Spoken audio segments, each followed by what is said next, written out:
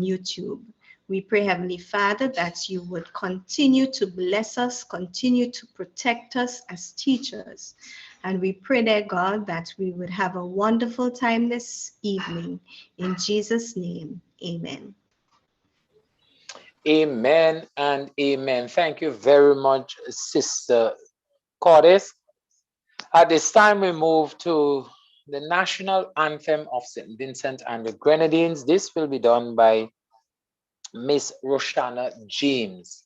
At this time, we pause for the national anthem of St. Vincent and the Grenadines by Miss Roshana James.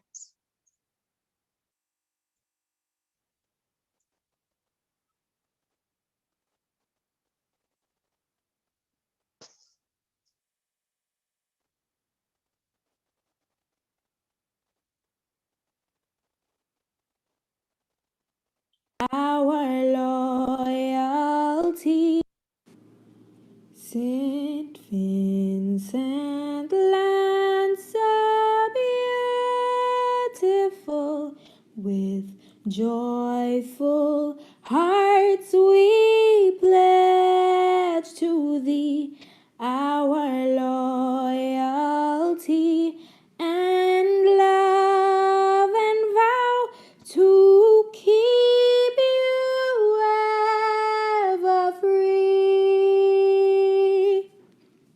Whatever the future brings, our faith will see us through. May peace reign from shore to shore, and God bless and keep us through. Haroon, our fear and blessed isle, your mountains high, so clear and green, a home to me, though I may stray, a heaven come serene. Whatever the future brings, our faith will see us through. May peace reign from shore to shore, and God bless and keep us through. Our little sister islands are those gems, the lovely Grenadines, upon their seas and golden sands, the sunshine ever beams. Whatever the future brings, our faith will see us through. May peace reign from shore to shore, and God bless and keep us through.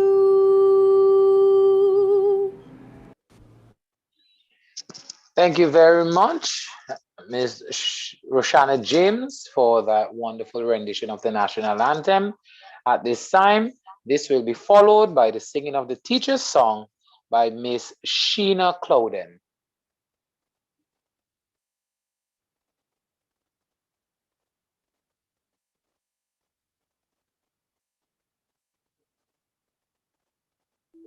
Fertile land,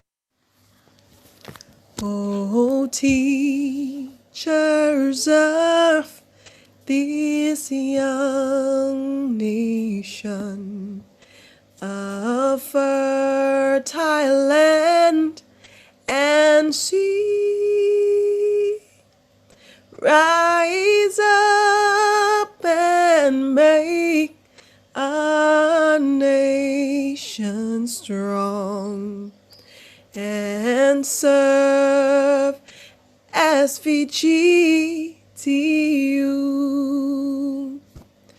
All teachers must unite as one, for all work hand in hand.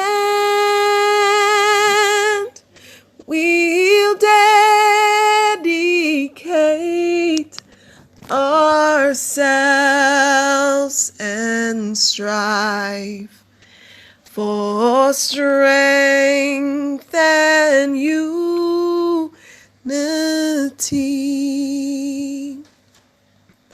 Our task as teachers we pursue the noblest task of all. Join hand in hand, united stand. Be loyal to our call. With various talents rightly used, a mighty force will be our own resources we will choose to build a nation free.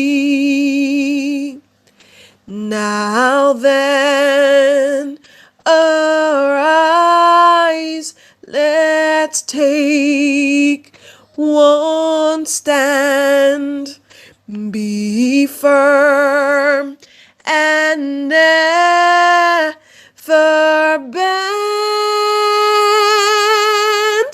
Let's take our people sea and land a just home our end.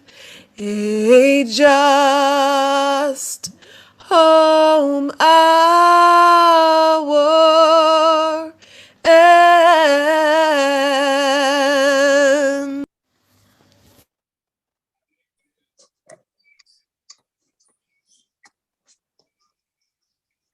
Thank you very much. Thank you very much, Miss Sheena Clouden, for the singing of the teacher's song.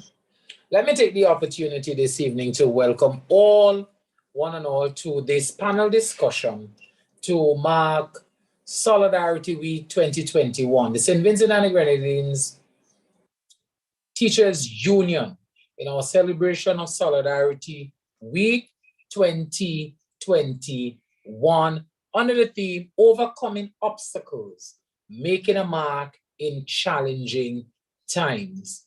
Let me take this opportunity to say good evening to our president, Brother Oswald Robinson. And let me also greet all the members of the National Executive and members, chairpersons of committees, presidents, and executive members of the various branches. And let me also extend a warm welcome to our fraternal brothers and sisters across the Caribbean region. We welcome you this evening to this panel discussion that we will be having this evening on a very, very topical issue this evening. And the theme for this evening, trade unions overcoming obstacles and threats to industrial harmony in difficult times.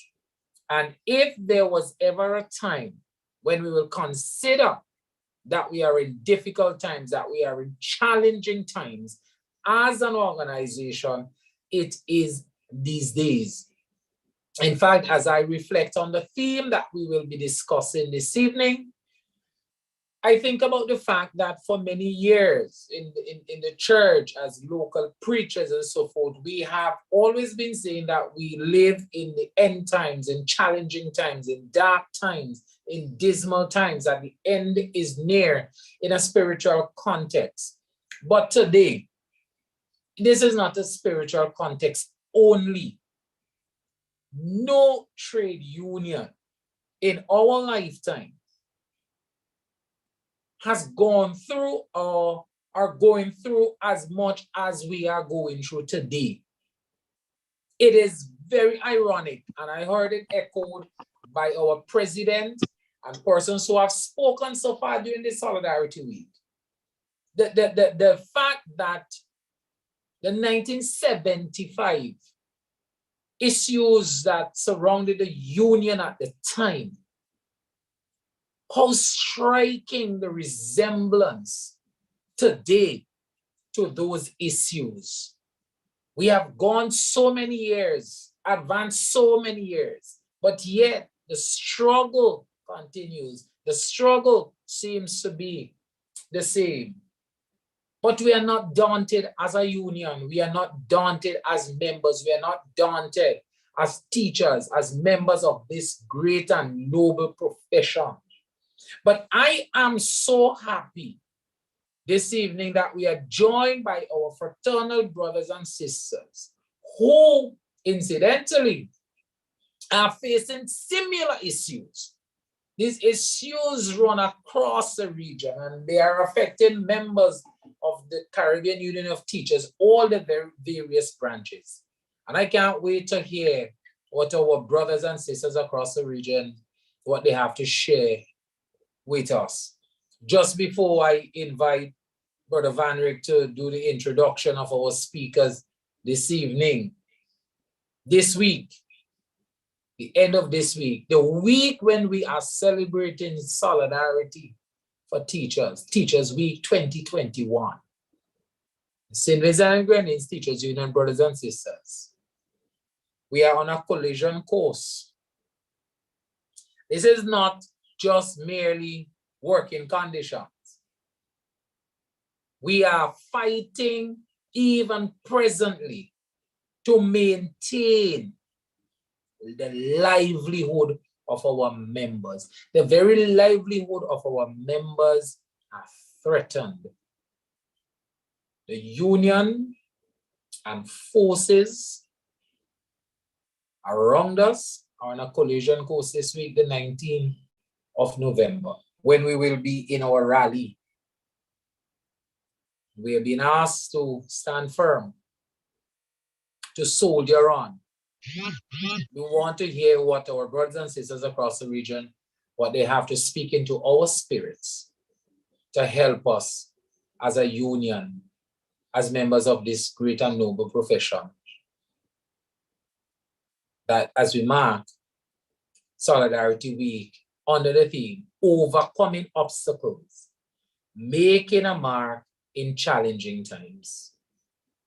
And the theme of the discussion tonight, trade unions, overcoming obstacles and threats to industrial harmony in difficult times. We have some excellent speakers lined up to address this issue this evening. It is my distinct honor and pleasure now to invite my good friend and brother, Brother Van Rick Williams, the first Vice President of the St. Vincent and Grenadines Teachers Union, to introduce our speakers this evening. Brother Van Rick. Thank you, Brother Boucher. And you would have said it all in a nutshell, so to speak. So I believe that I can get straight into the introduction of our panelists tonight. Again, a pleasant good evening, brothers and sisters. Let me join in welcoming you to this very important panel discussion. I am yours truly, Van Rick Williams, and I've been tasked with the responsibility of introducing our esteemed panelists this evening. The tradition of ladies first was originally a case of men being nice to women by voluntarily giving up their right to precedence. I wish to maintain the tradition this evening by first introducing our lone female panelist, Antonia Teca de Freitas. Antonia Teca de Freitas has been the president of the Trinidad and Tobago Unified Teachers Association, TUTA, since 2019. She has the extreme privilege of serving as the first female president of TUTA. Ms. de Freitas has been a primary school teacher since 1987.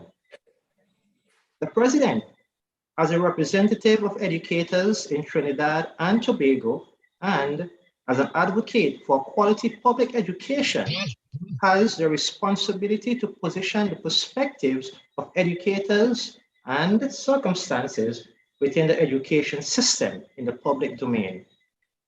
Interaction with various local stakeholders in the education system and participation in social pressure groups are the avenues through which this advocacy for quality education is done.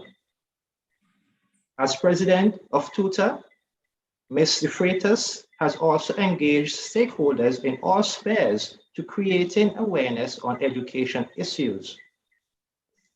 Presentations have been made at the local and regional levels on issues affecting education, such as COVID-19 and education, regional examinations, virtual learning, differentiated instruction, quality education for all students, securing the mental health of educators and students, the relevance of trade unions during the pandemic. Our professional qualifications include a BSc with honors in government studies, international relations, and public sector management, and a master's degree in human resource management, as well as professional certification in industrial relations, among others.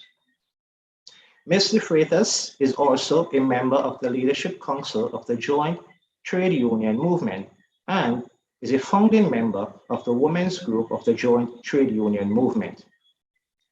Ms. de Freitas is currently the third Vice President of the Caribbean Union of Teachers, the CUT.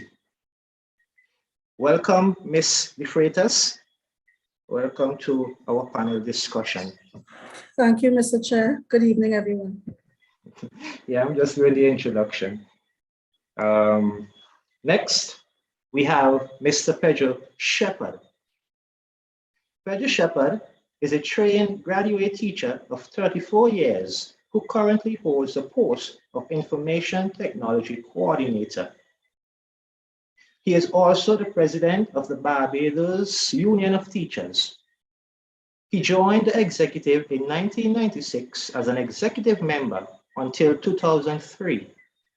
In 2003, he resigned to contest the vacant post of vice president and was successful, where he served in the capacity until 2012, when the then president, Karen Best, took up a post in the Ministry of Education. He acted as a president for 7 months and then was elected for 6 consecutive years. In 2018, he was defeated, but returned in August 2020 after the then president resigned. He is also serving as the first vice president of the umbrella labor organization, namely the Congress of Trade Unions and Staff Association of Barbados. He is now serving his 4th consecutive 2-year term. Mr. Shepard loves the trade union movement and has attended several conferences at the regional level, particularly at the level of the Caribbean Union of Teachers and the Caribbean Congress of Labor. It is his vision that labor movement in the region can work together as governments do to ensure that workers are not exploited, that their rights are not trampled upon, and most of all, there is unity and cooperation among the regional trade union bodies. Welcome, Mr. Shepherd. With us as well, we have Thank you. Mr. Don Howell. You're welcome. We have Mr. Don Howell with us as well as part of our panelists. Don Howell began his teaching career as a teacher of the St. Aloysius RC Boys Primary School. He is currently the principal of St. Mary's College.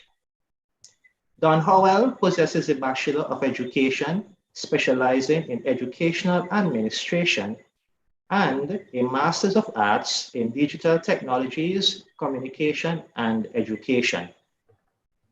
He has a passion for education and for the development of the profession. Don Howell is an active member of the SLTU. He served on the executive of the organization from 2008 to present. He began his service on the executive as its public relations officer from 2008 to 2012. Don Howell then proceeded to serve the SLTU as its general secretary from 2012 to 2018. During this time, he has been actively engaged in the representation of members. He had the honor of serving the organization through 3 difficult negotiation periods and contributing to the increased benefits received through the collective agreement. The biennium 2018 to 2020, Don Howell served the organization as first vice president of the SLTU, and in September 2020, he was elected as president of the SLTU. In 2016, Don Howell was also appointed as General Secretary of the Caribbean Union of Teachers. He still currently serves in that position. Don Howell is a trade unionist at heart. He is very keen on the development of young people through education. He also has a passion for the advancement of the teaching profession and the education system as a whole. Welcome, Mr. Howell. Yes, thank you. Thank you, Brother Williams. Thank you. Welcome, Mr. Howell. Finally, our last panelist that we have tonight, he is no stranger to us, our very own. He is a well-known Vincentian from our Caribbean civilization who hails from the small fishing and farming indigenous village of Rosebank on the North Leeward community. He obtained his primary education at the Chumuka Government School and his secondary education at the Chumuka, Ontario Secondary School, the latter at which he served as head boy supervising the prefects. During his teenage years, he coordinated and facilitated community development projects and adult and continuing education programs in Rosebank and the North Leeward community. He was one of the founders in 1987 of a community-based organization called the Rosebank Development Organization, ROBDA, of which he served as president until 1996. Additionally, he successfully served as secretary of the North Leeward Action Community and chairman of the Chumuka Health Community, and forced the government to keep the doors of Chumuka Government and Chumuka Ontario Secondary Schools open. As a student teacher, his teaching career began on the 19th of October, 1982 at the Westwood Methodist School, where his service spanned 14 years. He also taught at the Stubbs Government School, Paget Farm Government School, C.W. Prescott Primary School, and the Kingston Anglican School. He was a producer and host of the Education in Focus radio program while assigned at the Curriculum Development Unit in the Ministry of Education for 1 year. He also served as principal at the Mary Hutchinson Primary School and the Gomez Methodist School. While pursuing his professional development training at the St. Vincent and the Grenadines Teachers College, he served as president of the Student Council and led a successful protest for better working conditions and adequate tutors. He became a qualified assistant teacher, having achieved a certificate in teacher education from the Teachers College. 10 years later, he was appointed a senior qualified assistant teacher, and a few years after, as a graduate of the University of the West Indies, St. Augustine, Trinidad and Tobago, with a Bachelor of Education in the field of education, our very own field. This Vincentian patriarch served as president of the St. Vincent and the Grenadines Teachers Union for many years and currently continues to do so.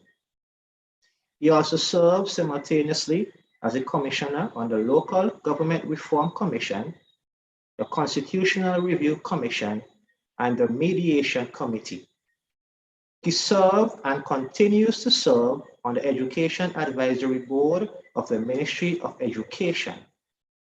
This brother also serves on the tribunal, which is the appellate authority where he successfully represents private sector workers at the Ministry of Labor.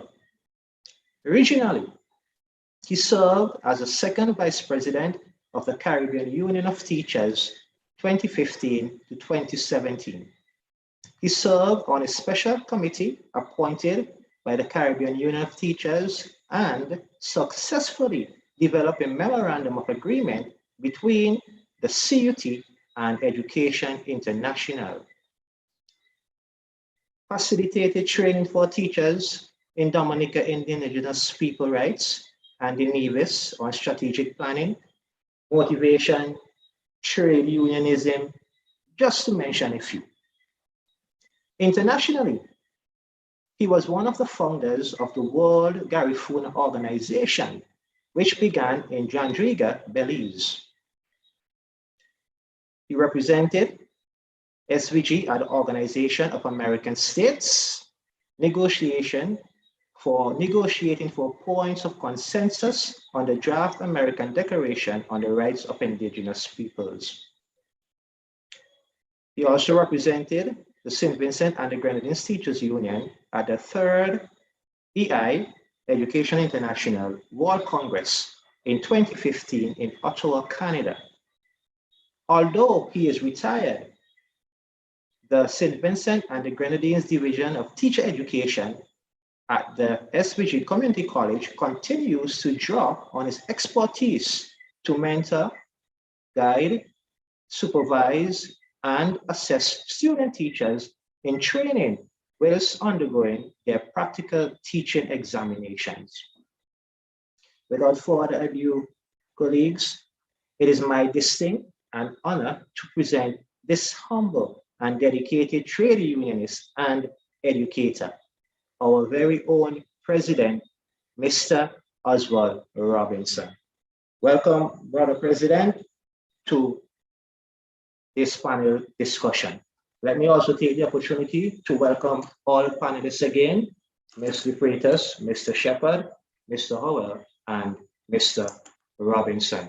Welcome, guys, and I hope you enjoy this program, as I know that we have a lot that we can learn from this distinguished lady and gentlemen. Thank you, and back over to you, Brother Moderator, Brother Randy. Thank you very much, Brother Van Ryk, and I am sure that the listeners and the viewers listen to the introduction of these fine folks in the teaching profession know that we are in for some good discussion this evening. We're going to follow based on our program. If we look at our program, we have Brother Pedro Shepard who is slated to do his presentation first, and he will be followed by Brother Don Howell, and that he will be followed by Sister De Freitas, and Brother Robbie will come after. So in that order, Brother Pedro Shepherd, President of the Barbados Union of Teachers, he will be up first, and he will be followed by Brother Don Howell, General Secretary, Caribbean Union of Teachers, and then we will hear from Sister Antonia De Freitas, President of Trinidad Unified Teachers Association, and then we will hear from Brother Robbie Oswald Robinson, President, St. Vincent and the Grenadines Teachers Union. In the meantime, while Brother Pedro Shepherd gets ready, I will ask you to make your notes, because after the presentations, all the presentations, we will have an open flow for questions, answers, and further discussion based on the issues raised by each of the panelists. So it is my pleasure now to turn over to Brother Pedro Shepherd, President of the Barbados Union of Teachers, to discuss with us trade unions overcoming obstacles and threats to industrial harmony in difficult times. Over to you, Brother Shepherd. Good evening, Comrade Boucher, and thank you very much for this opportunity to speak to the teachers of St. Vincent and the Grenadines, first and foremost, but of course to speak to teachers across the Caribbean and maybe even wider than the Caribbean. Moderator, President and officers of the St. Vincent and Grenadines Teachers Union, colleagues in the Caribbean of Teachers, colleagues in Barbados, fellow panelists, Don Howell of St. Lucia, Antonio De Freitas of Trinidad and Tobago, and Comrade Oswald Robinson of St. Vincent and the Grenadines. Ladies and gentlemen, a pleasant good evening. I've been asked to join this panel discussion this evening as we examine the topic, trade unions overcoming obstacles and threats to industrial harmony in difficult times. Topics like these tend to suggest several things, and I'll probably just look at three of them in light of time. One, that trade unions or trade union leadership is experiencing or apparently concerned about their survival and effectiveness. Two, the topic would suggest that there's a threat or there are threats obstructing the work of the trade union. And three, that there's a perception, real or otherwise, that there is some threat or obstacle to the peaceful and harmonious industrial relations in which trade unions are expected to function. My intervention, therefore, would be to look briefly at the role of the trade union and examine how the role has evolved over time, as well as to provide some discussion as to whether or not we are fighting a losing battle in trying to achieve our goal of industrial harmony. I am of the view that the topic chosen might have been a direct result of the recent and ongoing challenges faced by the St. Vincent and the Grenadines Teachers Union, and the rallying call for the support of other trade unions across the Caribbean, or in the Caribbean of Teachers grouping, to give support and show solidarity. Whatever was your motivating factor, the topic is relevant in these times. I believe that trade unions need to stop and take fresh guard at this juncture. The role of the trade union seems to be evolving, and most trade union leaders and trade unions are not respected by employers, including governments. And as we know, government is the largest employer, certainly in Barbados, and it takes the lead in the disrespect for trade unions. And I will cite just one example as we are looking at teachers and teachers unions. to say that we have a Minister of Education who believes that it is appropriate for her to meet with teachers individually or collectively, whether there are groups in terms of year groups, meet with parents and meet with students before meeting with the teachers' representatives. When they meet with teacher representatives, it is basically to make a statement to the press that they have met with stakeholders minutes ago. We all know that at that time, they already had the press release written and the press conference time and location set up.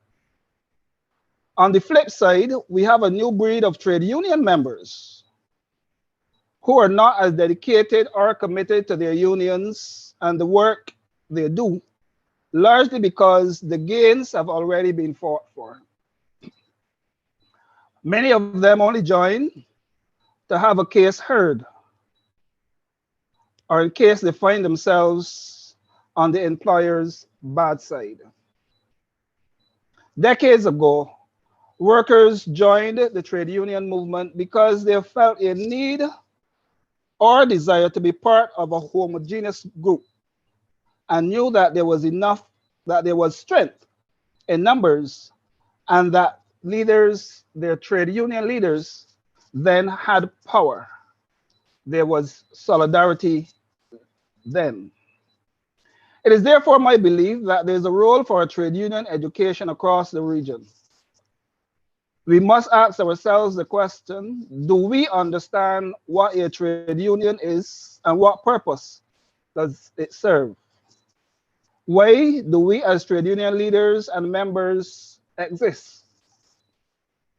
Honestly, sometimes I ask myself that question, and often I'm not convinced that we do understand our role and why we exist.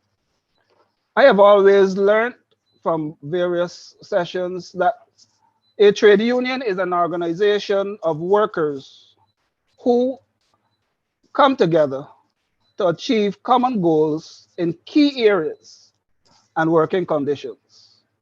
They negotiate with employers on several employment-related issues such as pay and conditions of work, improve terms and conditions at their workplace as well. Over the last 20 years or so, we have seen a sharp decline in the effectiveness of trade unions and the mellowing of trade union leaders in the industrial relations struggle. In the early 1990s, Barbados was facing a recession, and the possibility of our dollar being devalued was imminent. Unemployment was on the rise. There was the threat of social instability. Unions were marching up and down the streets, and the government of the day established a working group comprising leaders of government, employers' representatives, and worker representatives to form what was called then a social compact aimed at collectively resolving the issues of unemployment, financial and social instability which faced the country at the time, and other serious matters. This body functioned well for some time, and the Barbados model was sought after by many countries across the region and the world. By 2016, the country was almost back to where it was in the early 1990s, and there was protest action by various unions again, and supported this time by capital. Of course, by this time, government did not support. By 2018, the government was removed from office, losing every seat they had in the parliament. The incumbent administration then established a Ministry of Labor and Social Partnership Relations. But the effectiveness of such a ministry is being questioned today as trade unions continue to see a level of disengagement and disrespect even at the level of the umbrella body, the Congress of Trade Unions and Staff Associations of Barbados. In my view, employers are doing as they like under the cloak of the COVID-19 pandemic, and the government seems to be controlled by capital once again. I believe St. Vincent has a similar issue. We had cases where companies were sending home workers who were not vaccinated. Discrimination against workers seemed to be raising its ugly head once again, and employers continue to flout labor laws as government seems to be losing its control of the pandemic and its inherent challenges. In St. Vincent and the Grenadines, recently, we saw unions flexing their muscle against mandatory vaccinations as being legislated by the Ralph Gonsalves administration. I recall a statement attributed to the Prime Minister of St. Vincent and the Grenadines asking school principals to turn away all unvaccinated teachers. Right here in Barbados, the teachers' unions had to be constantly reminding the government and the country that vaccination has to remain a matter of choice for those who want and those who don't want. This is a position that I believe the Barbados Union of Teachers will remain committed to regardless of what happens. We recently had the government establish safe zones to protect people who they say can least protect themselves, targeting healthcare workers first, the hospitality industry next, and of course, you know who would follow. The education sector follows immediately after that.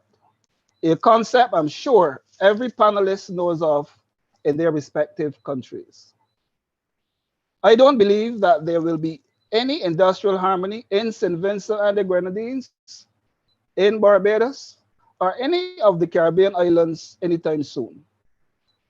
Government and trade unions no longer see themselves in any symbiotic relationship. Governments across the Caribbean believe that they can buy and bully trade unions. I have noticed a trend in Barbados where the tactic of divide and rule is becoming the norm. Government, through its various agencies, tend to control or set out rather to control trade unions and workers' associations.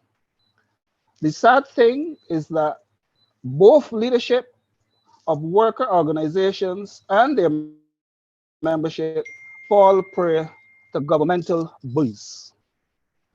When we speak of industrial relations, we are simply talking about a relationship between the employer and the employee as a result of the employment.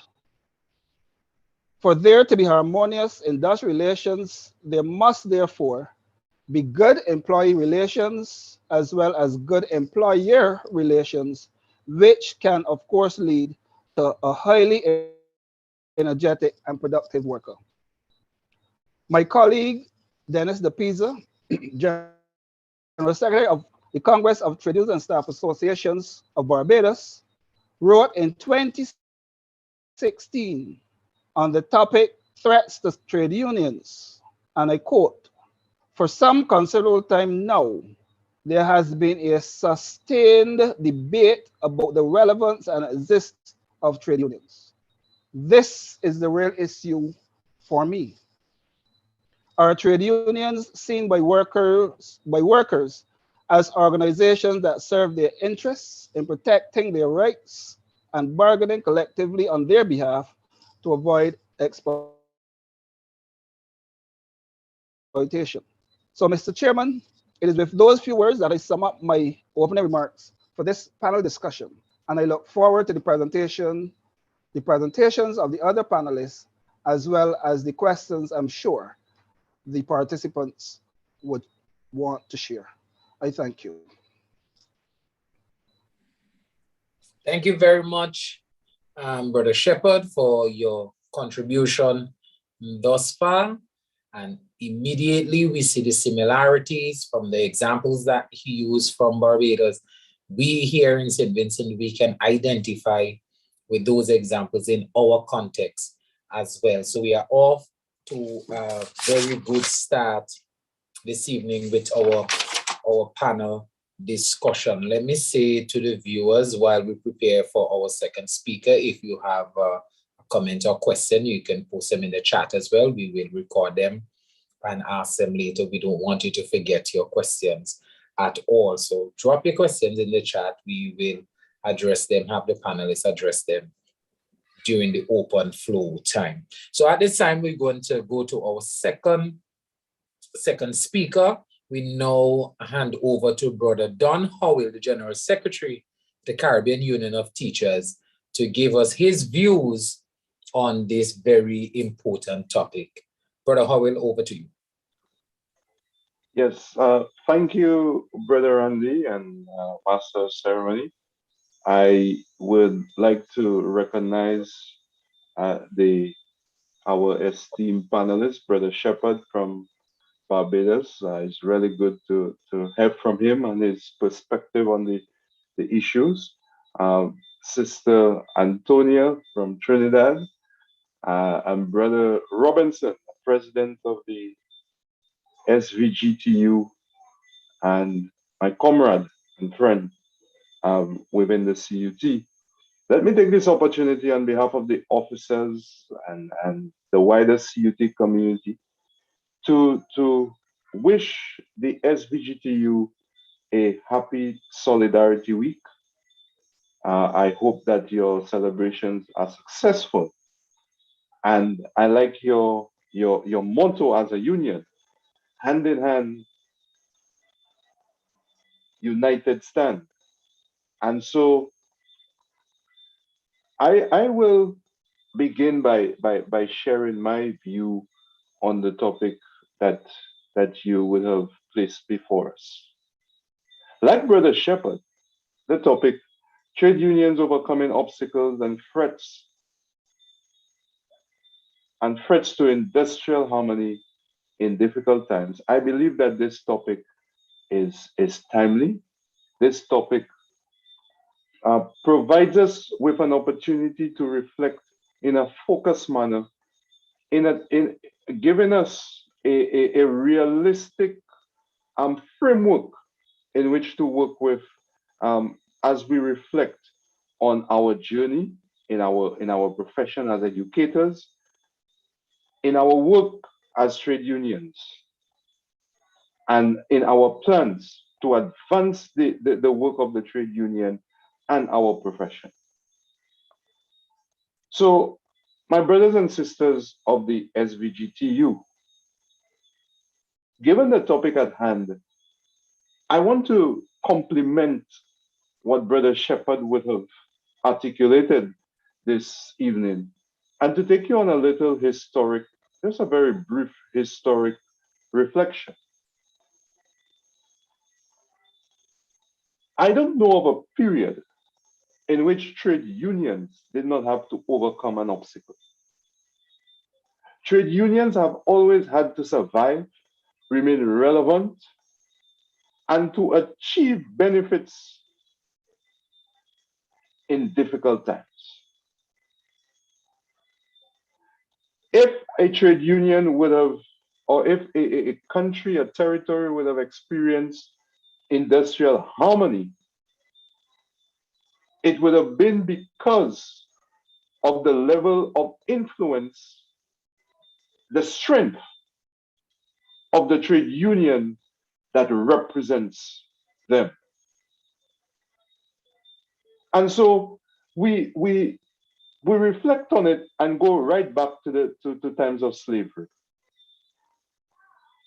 And when the laborers wanted to be liberated, the plantation owners would always retaliate with one strategy, and that is to divide and rule. Divide and conquer, always to create opportunities to prevent people from uniting, because they understood the philosophy that united we stand, divided we fall. The trade union, as I know Brother Shepherd would have alluded to, is an organization. Its role, one part of its role, is to bring people together with a common cause, a common goal. And this is what teacher trade unions do across the region. They bring educators together. And I use the term educators because some of our colleagues are also have membership who are education workers within the unions. They bring people together. And if we look at what happened in the plantation era, it was always a strategy to divide and rule. And the laborer had to find innovative ways to overcome those obstacles. We come a little closer and we look at the struggles of gender in the labor movement. And we reflect on the struggles that females had in the workplace. And what did the employers do? Again, employed strategies to divide the genders. So you have issues of equal pay, issues of equal treatment of women in comparison to their male counterparts. And this is real in our context. Because, for instance, in St. Lucia, it was only recently, in 1998 thereabout to 2000 era, where a clause in the Education Act was removed, where pregnant women were fired because it was their second pregnancy. Unmarried pregnant women would have suffered because they were partaking in their right to reproduce. That all of those are strategies of the employer to divide and rule. And then we move to recent times, even more recent times. And when we engage in negotiations for benefits under the collective agreement, we note again those strategies by the employer to divide and rule. So we have, I know in St. Vincent, just like in St. Lucia, you have the Trade Union Federation, umbrella body for trade unions. And in my experience with dealing with those umbrella organizations, the government understands that there is more power when the unions unite. And so they give one union a better deal over here, one benefit to another, and leave the other one in the cold, and all in an effort to divide the umbrella organization in terms of negotiations. We have to understand those strategies by the employer so that we know when our trade union functions. One of the obstacles that can help the organization to advance its cause or not is to win over or to defeat the strategies that are aimed at dividing the organization, dividing and weakening the strength of the trade union. And I want the members of SVGTU to reflect on that. Reflect on the practice of your organization, the struggles of your organization, and the strategies being used to divide and rule.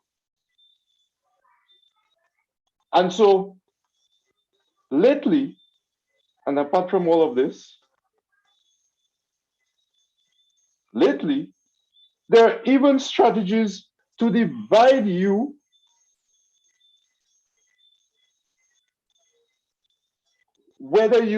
to divide you on a health premise. The vaxxed versus the unvaxxed. And so within your own organization,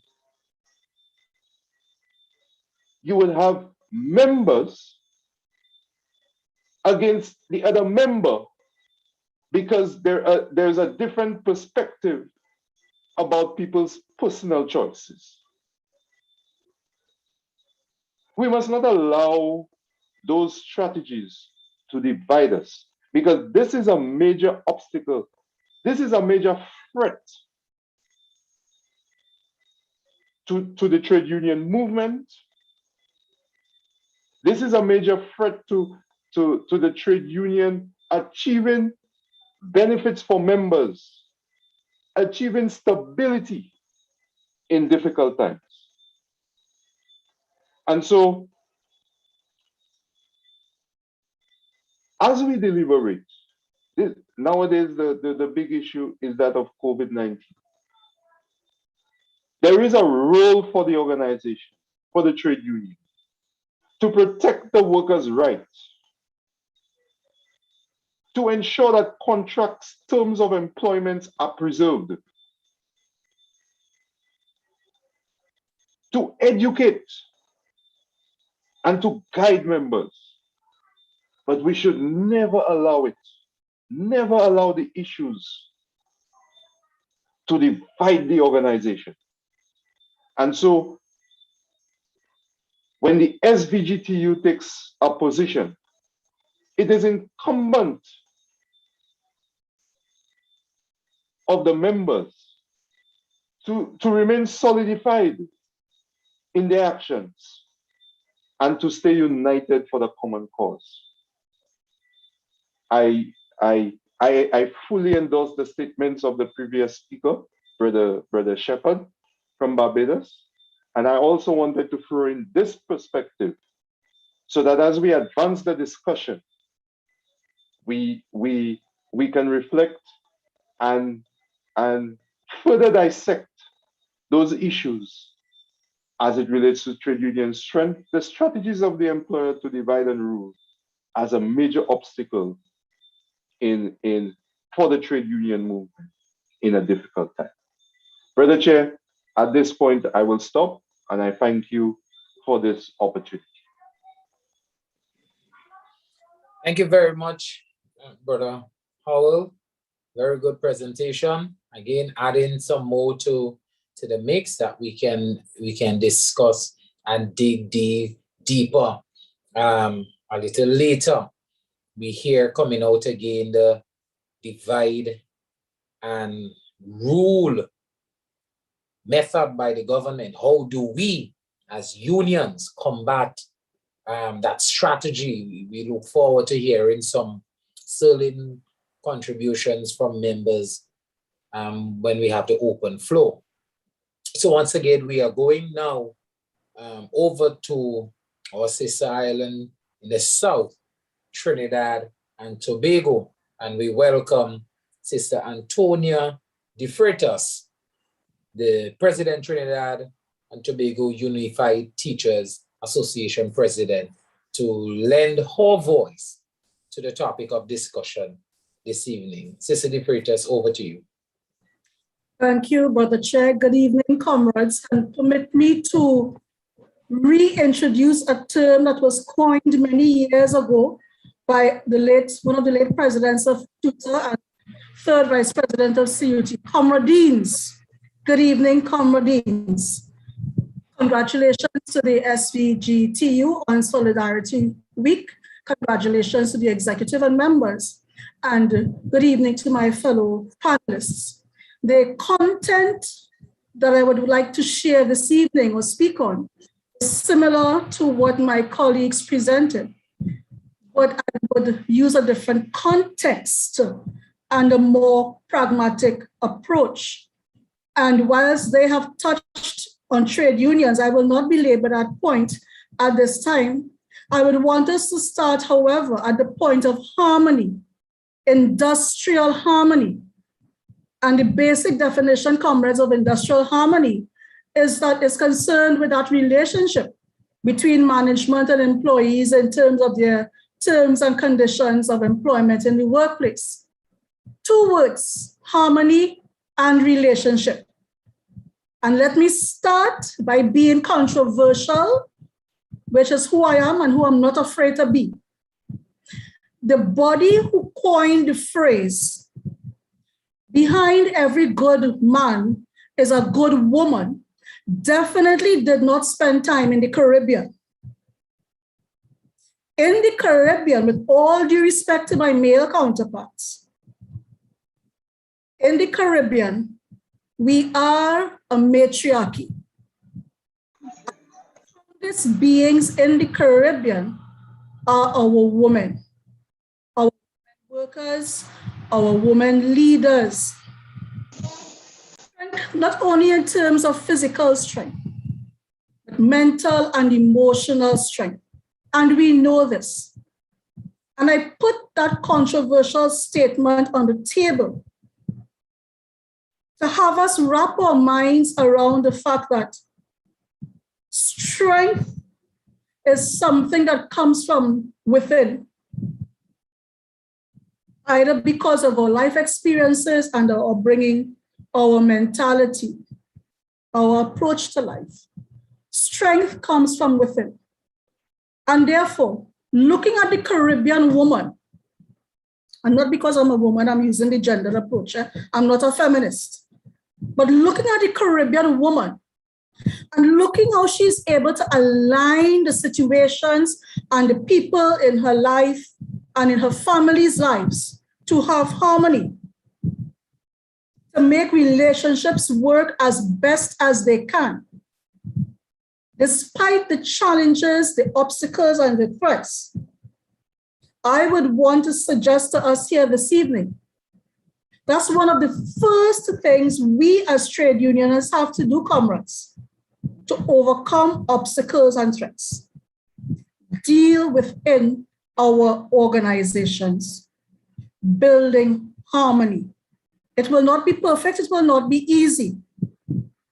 We can't afford to hide behind other people's coattails and skirt tails and not say the difficult things or the controversial things in the open domain where it should be said, but rather shoo behind closed doors and all sorts of things that are not appropriate to building positive relationships.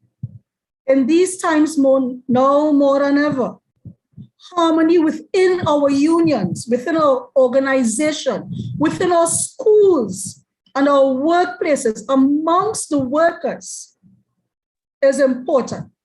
And that is why, as my comrades before me expressed, that is why the employer, in whatever form or fashion, is able to utilize the divide and rule strategy. They know where their gaps are. They know where the weak links in the chain are. So for us as trade unions, in the first instance, and as education trade unions in the second, industrial harmony must first be accomplished as best as possible within our organizations through dialogue, membership consultation, communication, training, etc. All the vehicles that we know should be utilized. Use of technology now that we are in these particular realms. Let us not fool ourselves. If we don't start inside and we don't start operating as the Caribbean woman does, building her home first, then all else is a waste of time. That's point number one. That relationship, colleagues, that we want to have between management and employees, that as the previous speakers highlighted, is often so conflicting and fractious. That relationship is something that requires work. Comrades, specifically to the male comrades know, you know, and I know how much work it takes to build a good relationship. Whatever kind of relationship you would like to have with a partner. It's not anybody who says a 50-50% marriage is 50-50 lie. We know it's not that. We know that there has to be give and take. And I would want to share briefly with you the experience of the trade union movement in Singapore. What you call your phone? All trade unions, as we know, have been impacted upon by the pandemic and by other situations, climate change and climate issues, economic conditions in our countries, etc. But at the May Day celebrations this year, May Day 2021 in Singapore, here's the individual who praised the trade unions. Here's what he said. The COVID-19 pandemic, which has vanquished jobs and left millions unemployed around the world, underscores just how vital a strong labor movement is. Person continued. As Singapore forges ahead in an uncertain world, we must keep our labor movement strong and strengthen its bonds with a pro-labor government. Now, we would expect any trade unionist to say those words. Those words were actually uttered by the Prime Minister of Singapore at their May Day celebrations this year. And he went on to thank the trade union movement in the different sectors. Why? Because the government in that country recognized that without the trade unions to assist with the weathering of the storm of COVID-19, that nation state, that island state would not have been able to recover. And I'm using the examples of island states. Another island state I want to reference is that of Australia. And the research from 2020 into 2021 suggests that in Australia, the pandemic altered the government's traditionally adversarial approach to union government relations. And the unions also demonstrated a desire to contribute cooperatively to dealing with the threat, mostly through support for temporary measures by way of legislation, awards, and sometimes collective agreements designed to facilitate flexible employment arrangements whilst also protecting workers. So in Australia, the unions were adamant that their first mission, their primary mission for the last 19 months or so has been to protect workers. And they were willing to engage in cooperative discussion. They were willing to engage in the give and take. Not perfect industrial harmony, but a state or a point where you had the dialogue, you had the discussion, and you saw terms and conditions of employment of workers protected. And that has to be the ultimate goal. Now, COVID-19 has, of course, revealed and unearthed many weaknesses in our governmental systems, our systems of governments, our education sectors, etc. And we could talk at length about those. But I would want to suggest, colleagues, that if we as trade unionists do not take certain approaches to dealing with our trade union matters, then the dialogue we have here and in our different territories would either not exist or would simply be a waste of our time and a strain on our eyes because of all the strain we get with Zoom meetings. I talk plain, right? So it doesn't only mean that we should sit back and go to the table all the time. We are well aware that in some jurisdictions, as in St. Vincent and the Grenadines, as in Antigua, as in the Bahamas, there over the last few months have been issues of conflict, strike, sick-outs, protests, etc., for unions to have their voices heard. We've had that in Trinidad and Tobago too, as my colleagues who are online would attest. And the president of TUTA is always in public bashing. But because I will say that because I am vertically challenged, those things go over my head. And so the point I want to make is that we have to be resilient.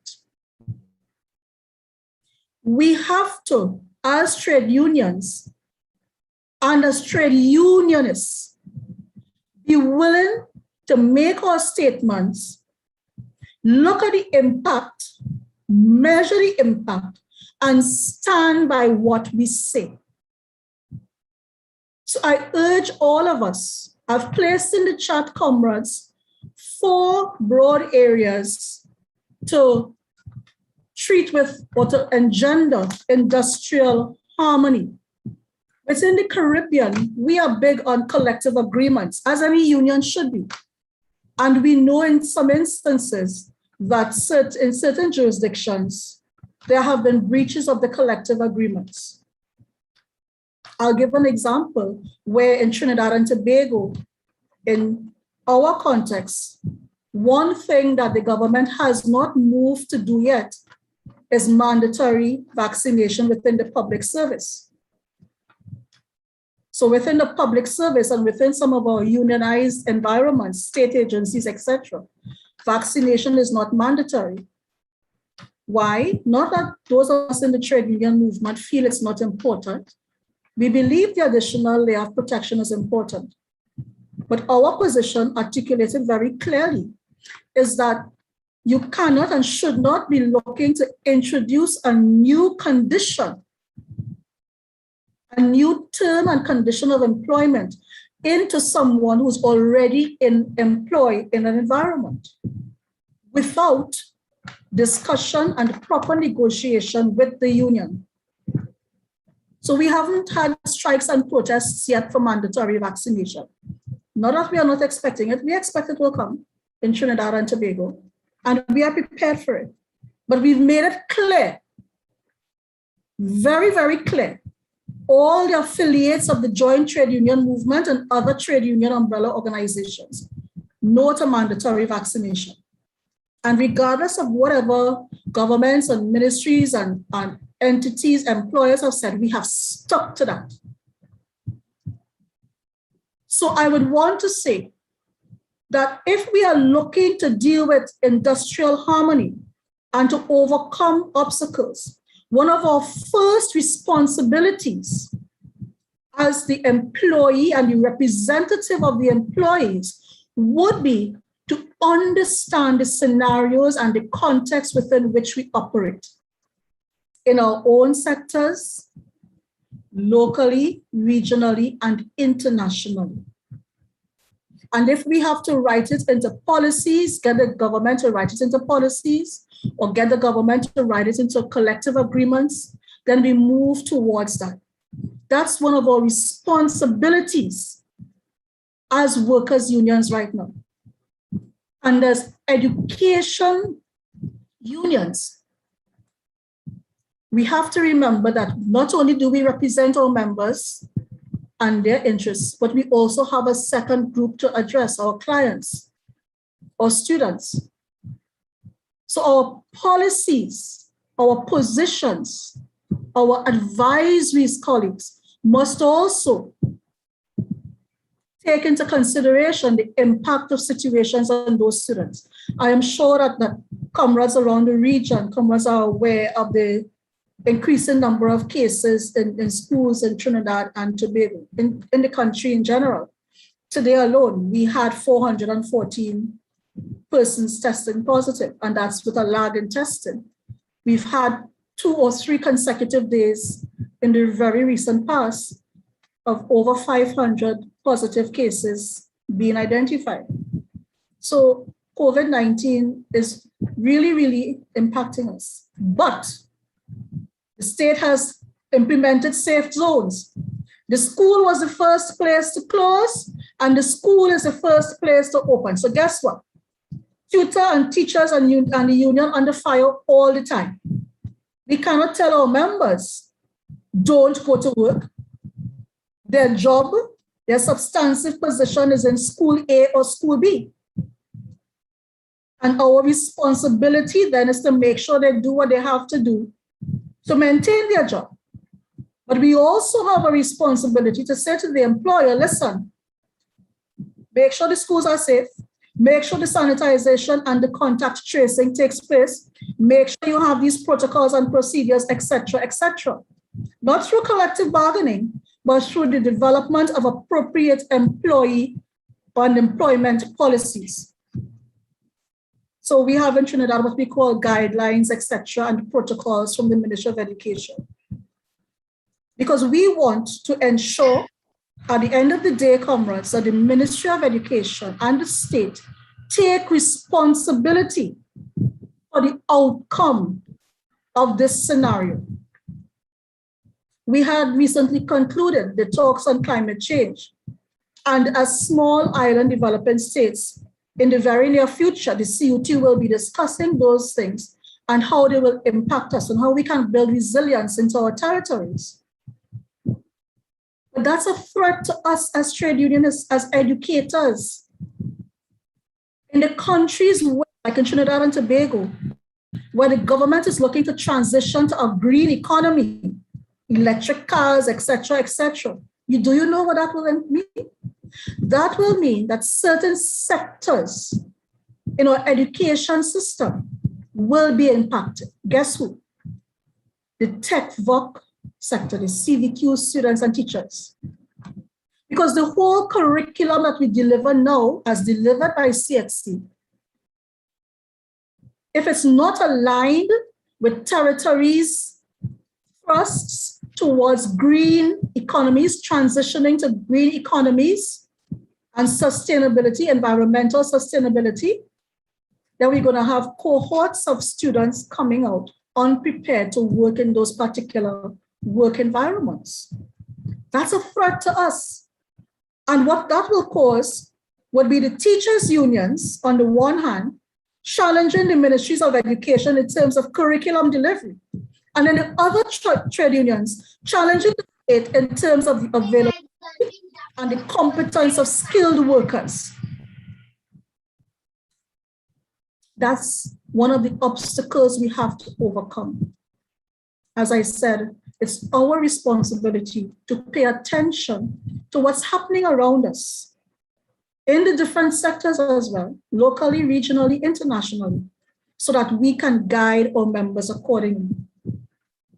For many of us colleagues, collective bargaining has been put on hold or has been involved in much tension over the last few months. Governments say they have no money.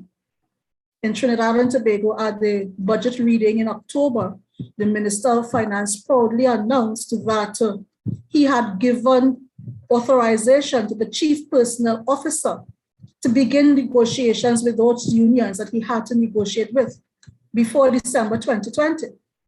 Now, as trade unionists, you and I know that doesn't mean that negotiations will start and finish.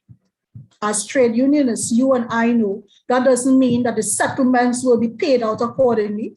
Settlements could be paid out to our grandchildren for all we know. So we have to, as trade unionists, press our governments to ensure that collective bargaining remains as one of the things, one of the functionalities, one of the main areas of focus, money or no money. Our responsibility there is to look for creative ways to have the compensation and remuneration addressed. We may not be able to get cash payments, bonds, land, house, whatever it is. Our responsibility is to be creative in terms of ensuring that the collective bargaining process goes through the channels and is completed appropriately. And the government will sit back and say, you see, we did it. They would not have been able to do it, but they would not be able to do it, colleagues, if we as trade unions don't do our due diligence. And then, of course, as Comrade Shepherd pointed out, in terms of the Ministry of Education, and you are well aware, they come and they sit with the union and they have the press release ready and waiting for sending out as soon as we are finished with the meeting. And it was a good meeting, it was a cordial meeting. And that's called consultation. And the message or the unspoken message was communicated to the society, right? So the state talk with the union, everything going smoothly.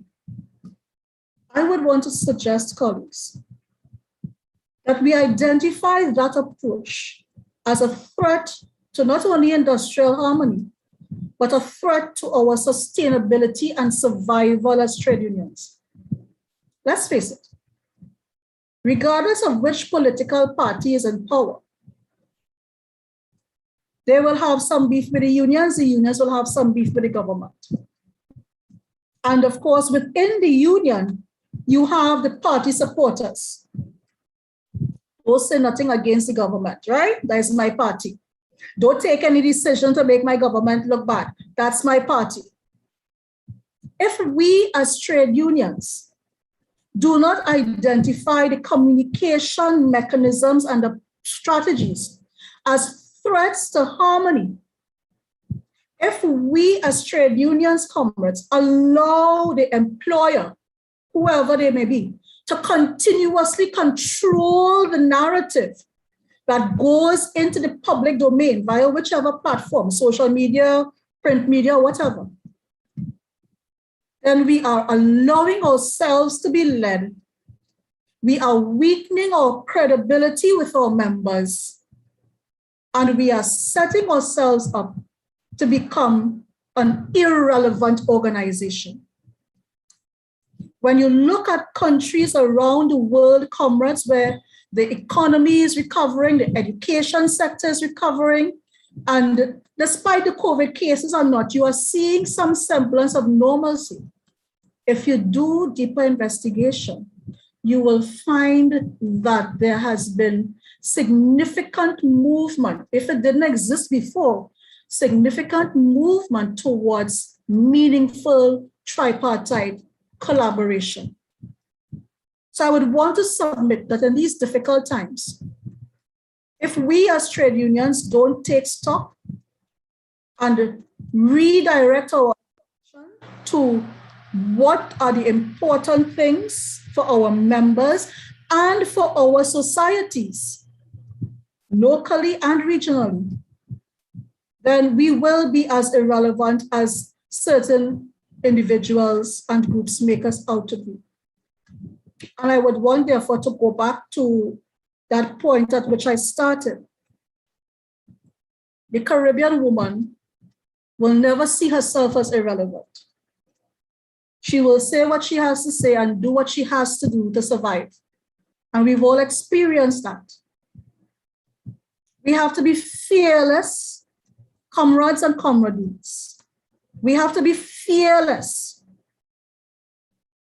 and determine if public perception, especially for us as educators, because you know we always get the nice long end of the stick, the bashing.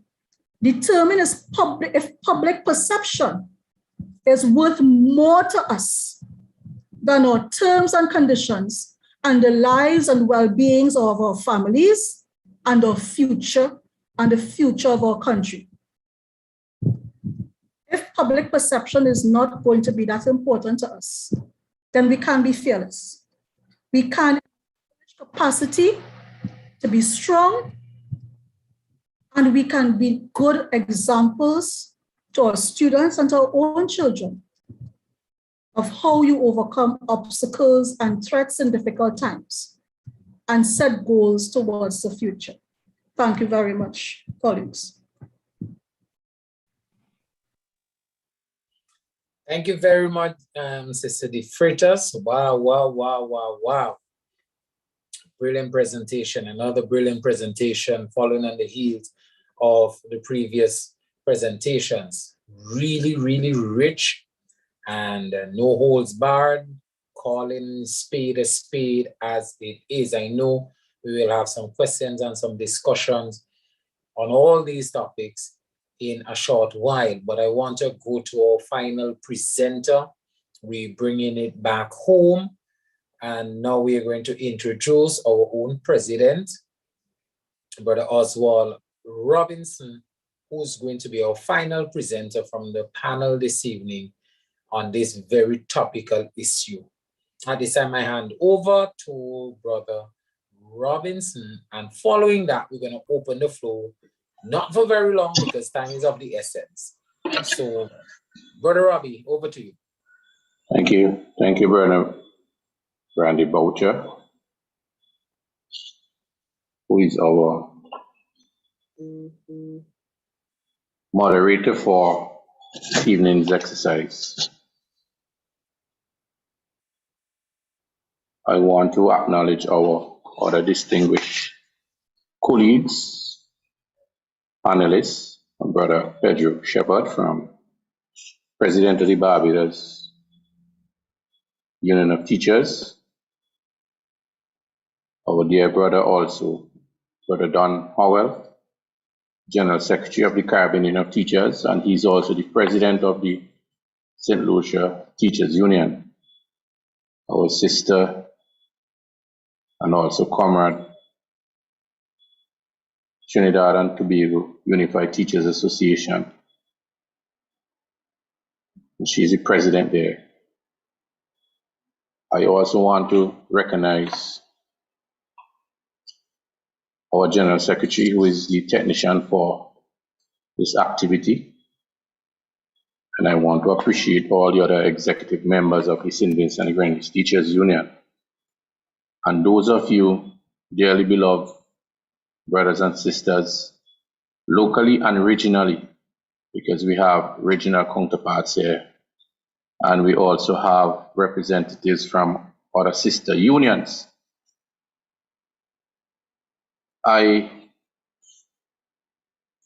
Most of the things I want to say have already been said by those who spoke before me. And so in the interest of time, I do not intend to elaborate or elucidate on much of what I have prepared. I would prefer to just give a synopsis, mainly in point form, because I expect that during the plenary session, people would have some food to chew on. I also want to agree with my brother from St. Lucia when he said that trade unions have also had obstacles and threats back in the days of slavery, and that is quite true. The history and development of trade unionism in the Caribbean attests to this fact. The whole concept of political unionism is still evident since the days when trade unions were formed right here in the Caribbean. And when I say political unionism, I mean that there are trade unions which have emerged from political parties, and there are political parties which have emerged from trade unions. So from the onset, there is some connection with trade unions and political parties. But our sister Antonia De Freitas and our brother Howell from St. Lucia made a very important observation, and that is, in other words, I'm paraphrasing, as trade union leaders and as trade unions, we have to know our boundaries. We have to know how far we go, especially when it comes to politicians and political parties. The concept of industrial relations or labor relations have to do with relationships, and Sister Antonio elaborated on that. And these relationships would involve the employee or the worker, the employer, and in our context here, our largest employer is the government, and the workers' representative, which is the trade union. So imagine these different perspectives coming into focus. There's a diversity. There's always the potential for a difference of opinion. And if you are in a society that is not tolerant of the perception of the other, then it could lead to industrial disharmony. So the potential is already there. The employer would always focus on productivity, how much you could get out of the worker from a cheaper cost. The trade union would always look out for protection of workers' rights and interests, generally speaking. The employee, most of the time, main focus would be money, promotion, and in some cases, other working conditions. But don't forget the rest of the society. They also have a view of trade unions, and some of these views can become obstacles, they could become threats, and there are times when the trade union have to use some of these obstacles as stepping stones to further the agenda. So it means that one of the ways that the trade union would have to make their mark in this difficult time is to have regular consultation with the membership. So the membership is informed and their views are articulated, their views are respected, and their views are being advocated. So that is very important.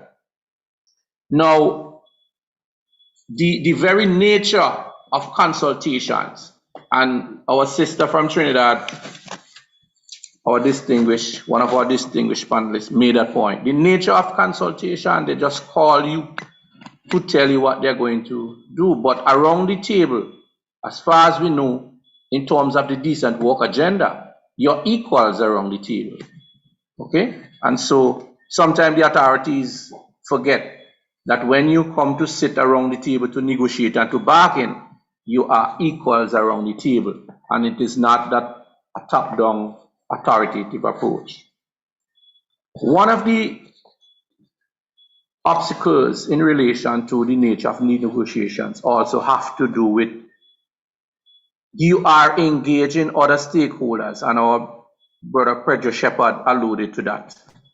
You are bringing the trade unions at the table with other stakeholders. Now, we don't really have much of a problem with this, but the point of the matter is some of these organizations, they are not properly regulated. Some of them have not even had, they have not had elections for their executive for years, and yet the state wants to bring them on the same level with you. And in some cases, they may appear to outnumber you. And so sometimes these negotiations may go in the favor of the employer. And we have right back home the situation here for our National Labour Congress, which is really defunct and has a critical role to play in advancing the trade union voice. One of the obstacles we face here is other trade unions, especially the private sector unions. They appear to be in bed, in sleep with the government. In fact, the government have attested that some of these trade unions are theirs. It belongs to them. So whenever we go to have conversation or consultations with the employer, in this case the government, you will find in most cases you have something as what we call a trade union rivalry. Because some people they do not want to offend the government or the employer. So it is important that, and our sister made the point about, and I would coin it, delayed negotiation of collective agreements. If my records are correct, we have negotiated some 5 collective agreements since the life of this organization, and we have only signed 4, right? And our last collective agreement was negotiated and signed in 2005. We negotiated one late earlier, but it was not signed because there was an issue with the election leave, and that matter was in court. So I do not know why the employer appears to be delaying the negotiation of collective agreements. We have had many other unions right here who have that obstacle. The other issue has to do with enforcing and implementing collective agreement. It's all good and well to negotiate, but when it comes to monitor the implementation of the collective agreement, the employer is very tardy in this regard.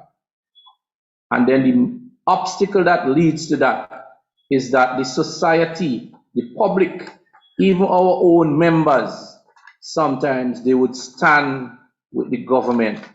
And our brother mentioned about the political divide. Instead of speaking the same language with the union, they take side with the government and make it a bigger obstacle. You see? So the issue of enforcing, you're talking about working conditions under which workers have to perform their duties. And there are people who are willing to compromise and go there under those conditions to work. So it makes the task of the trade union a bigger challenge. So it goes back to the point the brother was making when he quoted our motto, united, hand in hand, united we stand. We have to stand together. We have to absorb and execute what we call the collective principle. Even though you are, as an individual, you have your own individual view, which is respected, but we have to advance the cause of the collective, because the trade union works in the interest of all its members. The issue of a lack of trust on both sides, from the side of the trade union and on the side of the employer, that is also another issue. Because you have situations where collective agreements are signed, and when it comes to enforcement, the employer doesn't want to be receptive to perform their responsibility, their roles. Another major obstacle, and this has a lot to do with the growth in terms of membership of trade unions. We have a phenomenon now where workers are placed on contract.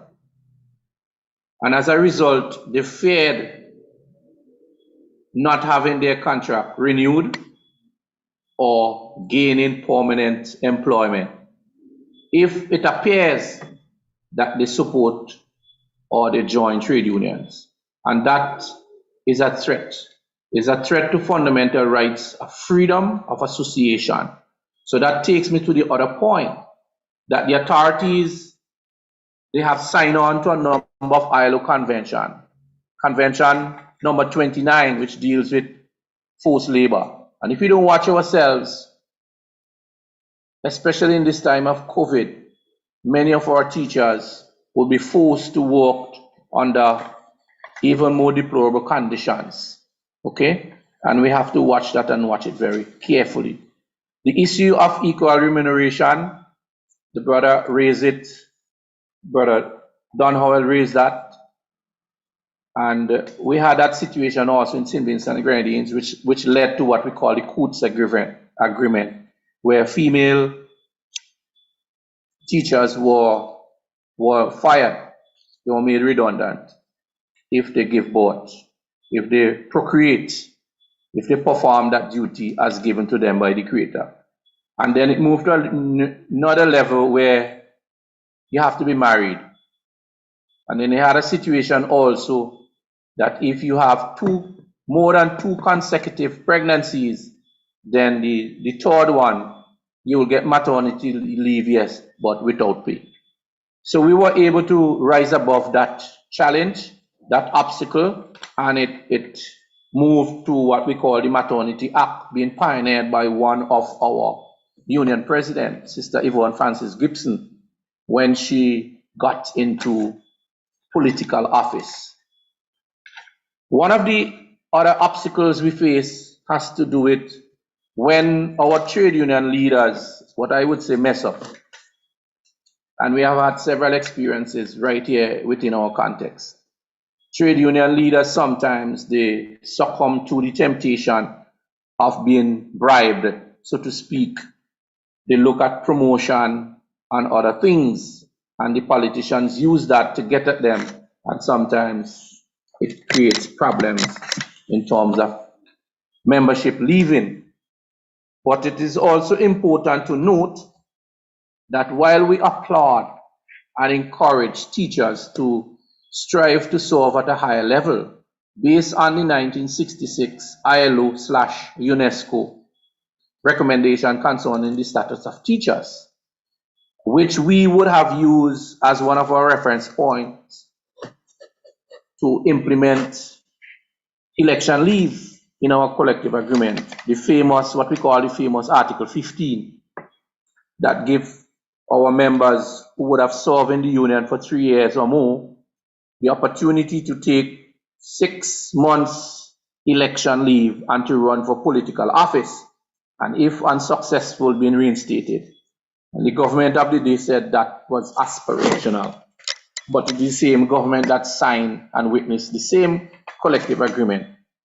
The point I want to make is sometimes trade union leaders use these opportunities to get into political office, which we have no problem with. But when they get into office, those are the ones who come back and trample and make it hard and to legislate that vaccination must be mandatory. And that in itself is also a major challenge. The internal politics of trade union among the membership, sometimes it appears to be perpetual, and it hinders the advocacy, the public image of trade unions. And our sister alluded to that also, and also the other 2 gentlemen who spoke earlier. In other words, we have to watch what we call don't get killed by friendly fire. As human beings, we come from different backgrounds. There's a diversity. We have critical thinking skills, and we may not always see everything the same way. But for God's sake, sometimes we have a view and we realize the view is not going forward. And the leadership of the union is being demonized. And whereas where we have Facebook now, you just have to go on Facebook and you would see all the things that we would say about our colleagues. And this in itself is a major obstacle, because a house that is divided cannot stand. If we are promoting and propagating the negatives, then we are putting something into the public's domain that makes it difficult for us to maneuver. We are putting these obstacles out there. You know, these matters should be in-house matters where we have our internal battle and we come out and emerge as fine goals and we empower each other to move to the next level. So we have to be able to use social media as an asset rather as an obstacle. And that is one of the things that our union have been doing. We have been using the media to do educational programs to talk about teachers' rights. legal issues. We have been doing it in COVID, motivation. Our teachers need a lot of psychosocial skills. We have been doing that. So we have been doing that, making in our mark. So training is essential. Trade union education is something that is important because there is still a perception out there that trade unions only talk about money, more money, you see? And we have to, as our sister said, we have to take control of the narrative and ensure that we remain committed to our objectives and we stand with our union in going forward. The issue of forming alliances, that is another way we have been trying to maneuver and to make our mark and to overcome these challenges. We form alliances with, well, we already have the Caribbean Union of Teachers, but we also do that domestically here with other trade unions to take common position, seek legal advice, and advance the cause of our members. Brothers and sisters, I could go on and on and on, but I realize that time is of essence, and I have given you some food for thought. And one of the other issues has to do with when the trade union wins a battle in a court of law, governments take so long to honor court orders, and that is a major obstacle. Right in Siemens and the Grenadines, we have taken the government to court on two simultaneously. We have done so successfully, and to date the government still owes us $53,000, and the court would have ordered that. Now what else can you do? The government itself is actually in contempt of court, but what can you do? You see, and we have to be mindful of that also. It's a major challenge, it's an obstacle, but I always believe that once our members stay together, yes, we have to be tolerant of our differences, and once we stand together, we could overcome. If I have to go through the dynamics which were involved in those two cases that we fought and won, you would see that while the government was the opponent, there were rank and file members who were putting obstacles in our way. And that is something that we have to strategize and know how to go over. Sorry that I have to say that, but that's a major obstacle. And we have to rise above that. We have to lift up each other, and we have to move on in unison, speaking the same language, advocating for the protection of our fundamental rights and freedom. We must be proud of the legacy as set by our pioneers and the founding fathers, rather than trying to destroy them. You see? And we have to be always our brothers' keepers. Right now, the trade unions, especially the public sector unions, we have to be able to even give a voice for those in the private sector. Because if you notice what happened, the threat and the obstacle of making vaccination mandatory, this was communicated to the private sector. Government advocated and told the private sector workers what they must do to their employees if they are not vaccinated. And a lot of our private sector workers, they do not know their rights, because these private sector workers appear to be sleeping. Because you could hear people calling on us from the public sector and asking our opinion. They can't even tell when last their unions have had a meeting, you see? And so it's a lot of challenges. I want to also say that because majority of trade unions, not only here in Siemens and Grenadines, but throughout the Caribbean, it's voluntary work. It takes a lot out of you. You have to be making a tremendous sacrifice away from your family, your friends, to conduct trade union work. You know, we love it and we enjoy it because you're serving people, you know, and somebody must be willing to make the sacrifices. You know, trade unions do not have this large amount of money to pay their executive, you know. So whenever a brother or sister come forward to solve, we have to encourage them. We have to stay behind and keep pushing, you know, and that is so critical. The issue, the last thing I want to raise has to do with emerging legislation. Yes, there could be a blessing, it could be a curse. And sometimes government put forward these emerging legislation at a time when you are very much occupied, when you are preoccupied with union business. In fact, right here we are studying an industrial relations bill, which was there on the book since 2001. But when you look through the bill, it is clearly showing, for example, they want to repeal certain parts of the Trade Union Act. If a Trade Union Act in St. Vincent and Grenadines allows persons of a particular age, 7 persons, you just need 7 persons, you know, to form a trade union. But what is proposed now in the trade union, in the labor relations bill, it's 25. In a day and age when people are so much occupied, they could hardly find people to serve on committees and other structures of your organization. Where you going to find 25 persons now? I'm not saying it's impossible, but upping the numbers presents a challenge. Okay? And it also raises the issue of the establishment of a tripartite committee, which could conduct its own poll. You know, you have to have the 50+1, and trade unions normally do that to have representation in terms of being a bargaining unit. But no, that tribunal has that authority, and the tribunal now is under the supervision of the Minister of Labor. One of my concern also has to do with government advising government, and sometimes you don't know where to draw the line. Yes, there are certain ministries that have the responsibility based on the laws to advise the government.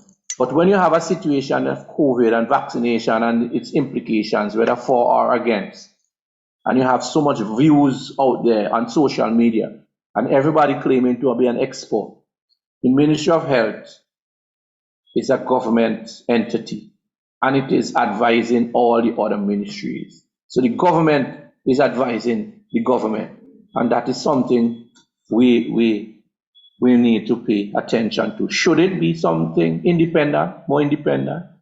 It is not saying that the Ministry of Health must give up its responsibility, but when it comes to these issues which infringing on people's fundamental right, your right to your conscience, your right to your religion.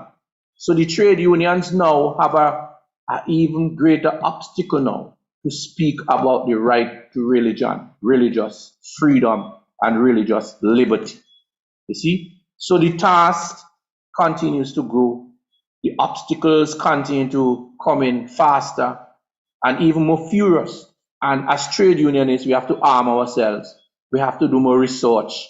We have to be guided by data, you know, and not Dempsey. When you hear people say things, don't just swallow the hook, the sinker, and the bait. You have to be independent. You must have an independent voice also and be able to articulate it. And as I said before, utilize the mass media at our advantage to advance the cause for our members. The final issue I have to say, it has to do with in terms of grievance handling. And I spoke about it last night also, and I want to reiterate it because sometimes there are persons who work in certain ministries who for one reason or the other, they do not want to adhere to what the government would have agreed to in our collective agreement. Our collective agreement is clear on this. Our grievance procedure, I will paraphrase it. Once a matter is out of the school system and it goes to the Ministry of Education, it must be handled by the union, the teachers union, and the Ministry of Education. So we are saying to our members, this is something you have to know. You don't go to the Ministry of Education, especially most of the time, they don't call it to praise you. It has to be some adverse report is there. And that is where you must rely on your union for guidance and for support and representation. We have been overcoming that hurdle because we have, in a number of education, in a number of instances, stormed certain meetings and established our credentials and our position on these issues, and we have been very successful. So, good night, everyone, again, and it's a pleasure to share this platform with my distinguished brothers and sisters throughout the Caribbean, and I really appreciate. I want to use this opportunity to again thank Brother Randy Boucher. He didn't tell you, but he is the chairman of our Industrial Relations Committee, and it is from that committee we were able to come up with these brilliant ideas, and all the ideas of Solidarity Week. We just put on a few little flesh here and there. So I appreciate the audience, and I look forward to having a very important intercourse, because we want to make sure through this intercourse that you'll get pregnant with the information and you'll be able to deliver and conceive fruits, healthy fruits that you'll be able to use a cascade and model and go back and share with your other colleagues who are not in this meeting. So thank you, and it's a pleasure to share these few thoughts with you. Thank you very much, Brother Robbie, for your input on the topic this evening. If I will just remind us all, we just had four brilliant presentations on the topic for tonight: trade unions, overcoming obstacles and threats to industrial harmony in difficult times. We're not going to waste any time. We don't want to be here much longer. So in the few minutes that we have remaining, colleagues, let's have a little discussion. Let's have an open flow. Let's talk. The panelists share their views, their opinions, the similarities across many of the region, islands in which you represent. We see it here also in St. Vincent and the Grenadines. All right. So those of us who are online here on the Zoom platform, you can just raise your hand, indicate you by using the raise hand icon, and we will acknowledge you. If you have a comment, just a comment, you want to add your little bit to the discussion, we welcome that. Or if you have a question, you want to seek clarification, you want the panelists, one of the panelists, or all of the panelists to just dig a little deeper on a particular issue or share on a particular issue, you're free to do so. So we open the floor at this time. We will look in at participants and raise your hand. Just raise your hand. Don't be shy. We all teachers here, we are encouraged to sort of hold the fort, to stand our ground. We are in difficult times, really, really difficult times and challenging times right here in St. Vincent and the Grenadines as a union and across the region, in fact. So we want to hear from you, persons who are logged on. Just indicate by just tapping on that raise hand icon and we will acknowledge you. You can share. Brother Moderator, there's a question in the chat from one of our participants. He said, why we only see members take the side of government and we don't see members taking the side of government's opposition? Now, as the last word in the question says, opposition. Once you take the side of the opposition, the government who is already in power, who is the employer, they are going to take advantage of that and label you as partisan political. And it has happened. Our brother made the point earlier, which was also re-echoed by our other colleagues on the panelists. We saw it in the case of James Mitchell and Milton Cato way back in the 1970s, where there was this political rivalry. One political party promised the public servants a retroactive payment, $750 for 10 months in 1974. And because James Mitchell administration did not keep that promise, he lost the election to Milton Cato. And even when Milton Cato got in power in 1975, the teachers still had to fight and strike for him to honor that commitment. So there, people generally don't want to be labeled as opposition. They feel safe to be on the government side because they know the government have the strings to pull. And there are people who are still fearful of being victimized. So I hope that I have tried to answer the question. But you see, it's something by the society also. It's an expectation of the society. If you speak against the government and you speak for the opposition, people are going to say, how are you against your employer? You know, and some people are intimidated by that. Thank you. Thank you very much, Brother Robbie, for that response to that question from the chat. Anyone else? We still have a few minutes left in the discussion that you can ask your questions or you can make your comments. Right here, I know persons, we have questions and comments. We don't want to go to bed with them tonight. So feel free to share them this evening. In the meantime, while persons get their thoughts together, and we're not going to waste time because we know it's a week of activities and we have other activities.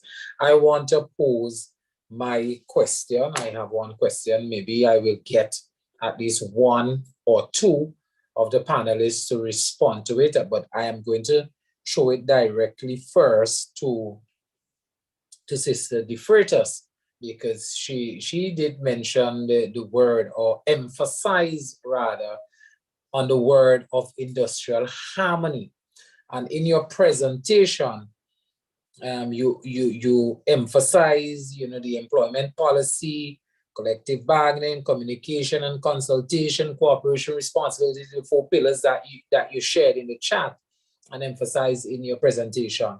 But my particular question to you and to any of the other panelists from their jurisdiction, they will want to chime in, is that the industrial harmony that we seek, I am thinking maybe in a utopian society, maybe, but it should be so easy for the employer and the employee in the context of us as teachers to find harmony in terms of industrial relations.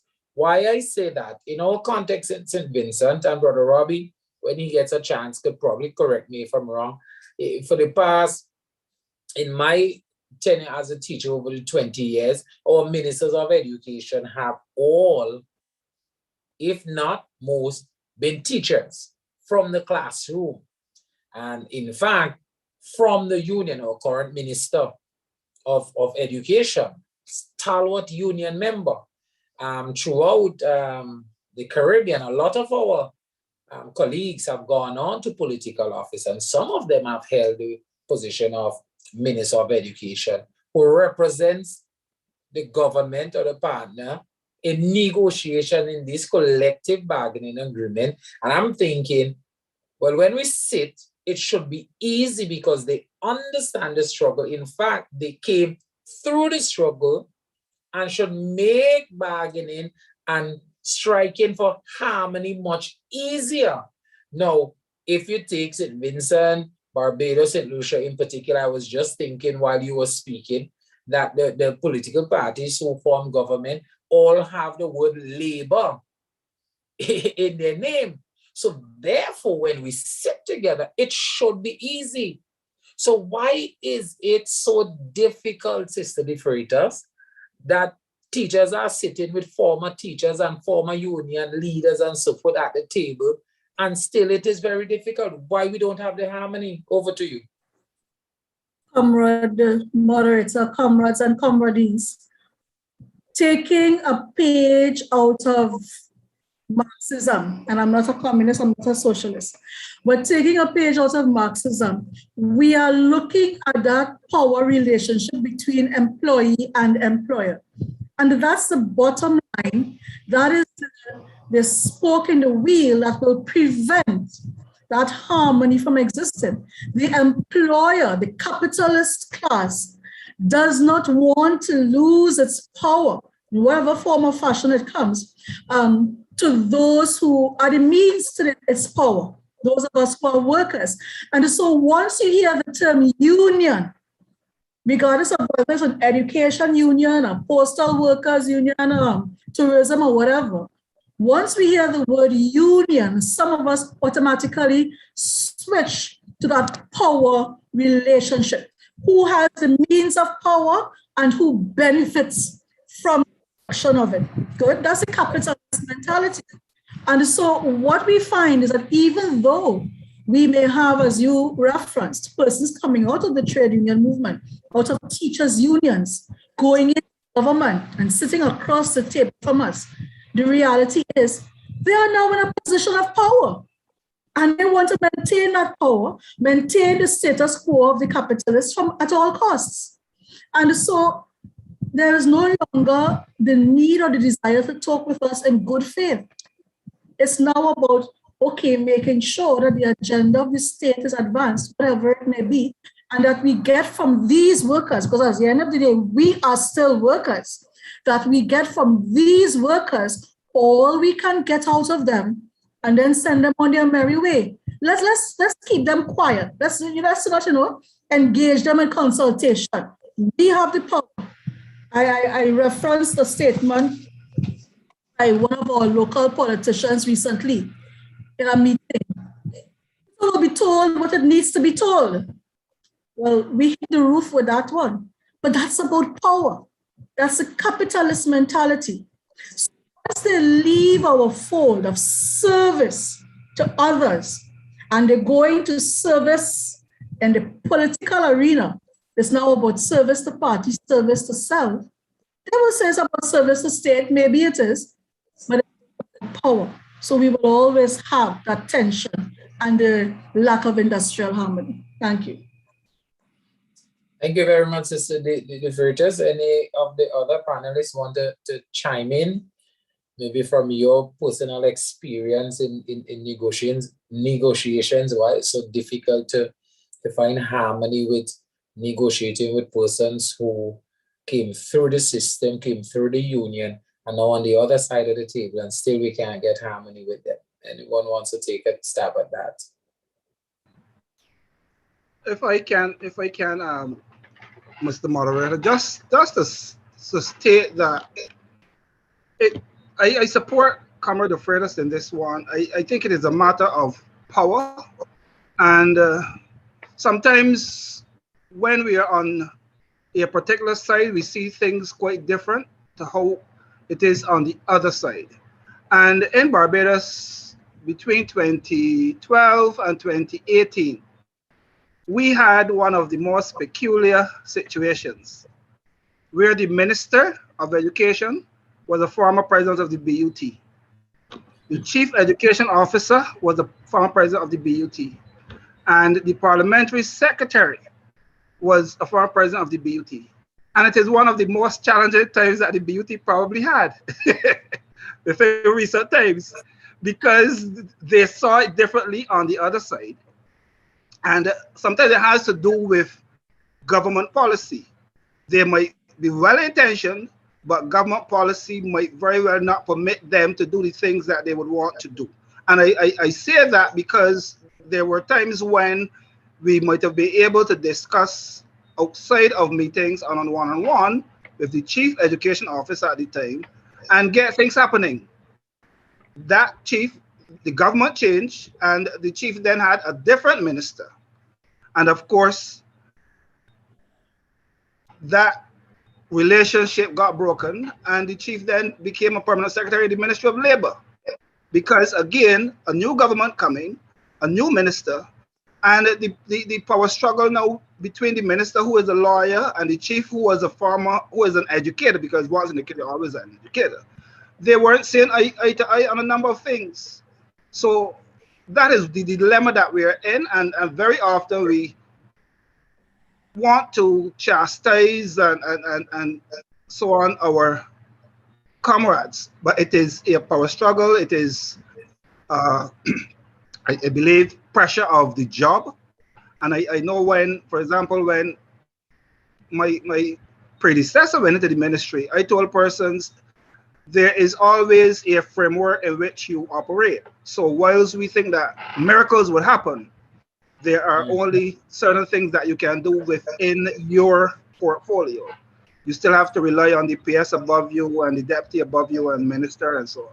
So yes, it is not always smooth sailing, but I will look forward to the day when we have person moving from education, schools, trade unions, etc., into the position of policy of power and really treating to the trade unions in a better way. Thank you very much, Brother Shepherd, for that comment and response.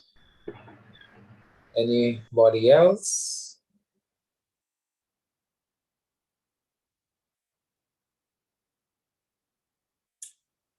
Just to say, Brother Randy, I do agree that it has its pros and cons, and it's an opportunity for, it could be an opportunity for the trade union to have that bargaining power even outside of the meetings, to have someone on the inside at least supporting or pushing the policies of the union.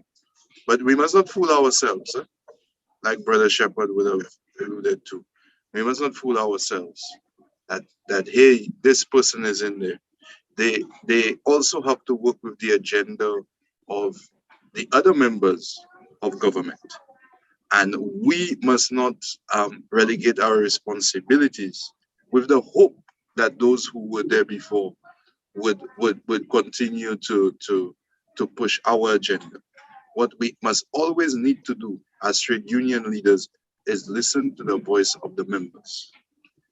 The members is what must guide our direction, and not whether someone who has already served the organization, the new position that they hold. It must always be the voice of the members.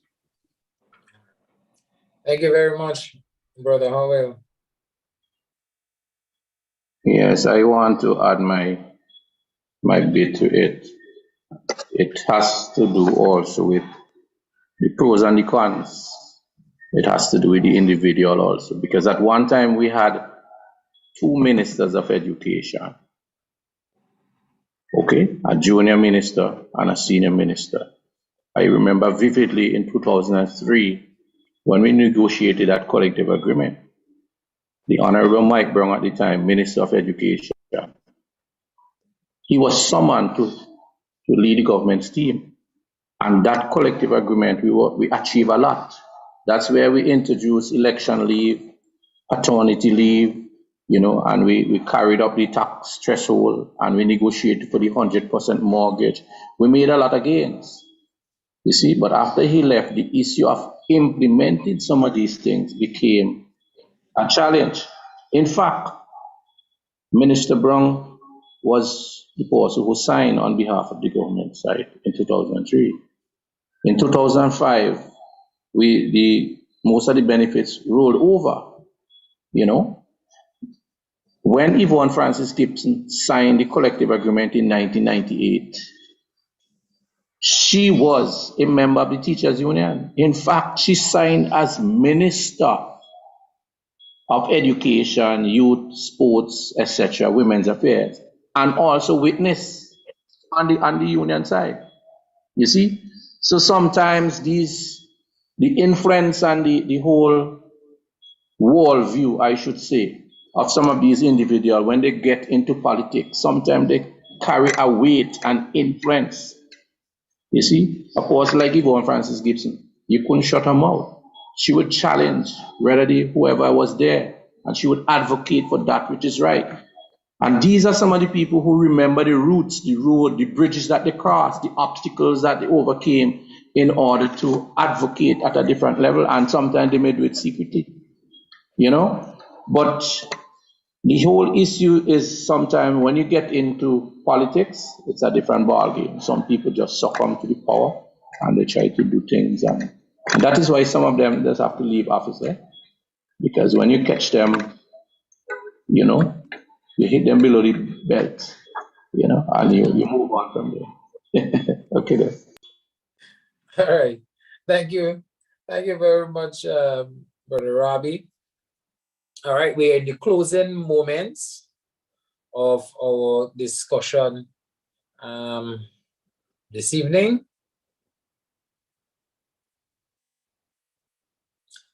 I see a question here. I think this is pointed to Brother Robbie. What is the union stance for Friday where teachers are concerned? Is there any input from the union? And I believe that person is speaking towards the 19th of November, the mandate from the government for mandatory for regional friends who are logged on. Friday 19th is the date set in law for all frontline workers to be vaccinated against COVID, which includes all teachers who are now frontline workers. We have until Friday to be vaccinated. After that, you're not allowed on the compound. So the person is asking now for what's the position of the union concerning Friday. Brother Robbie, over to you.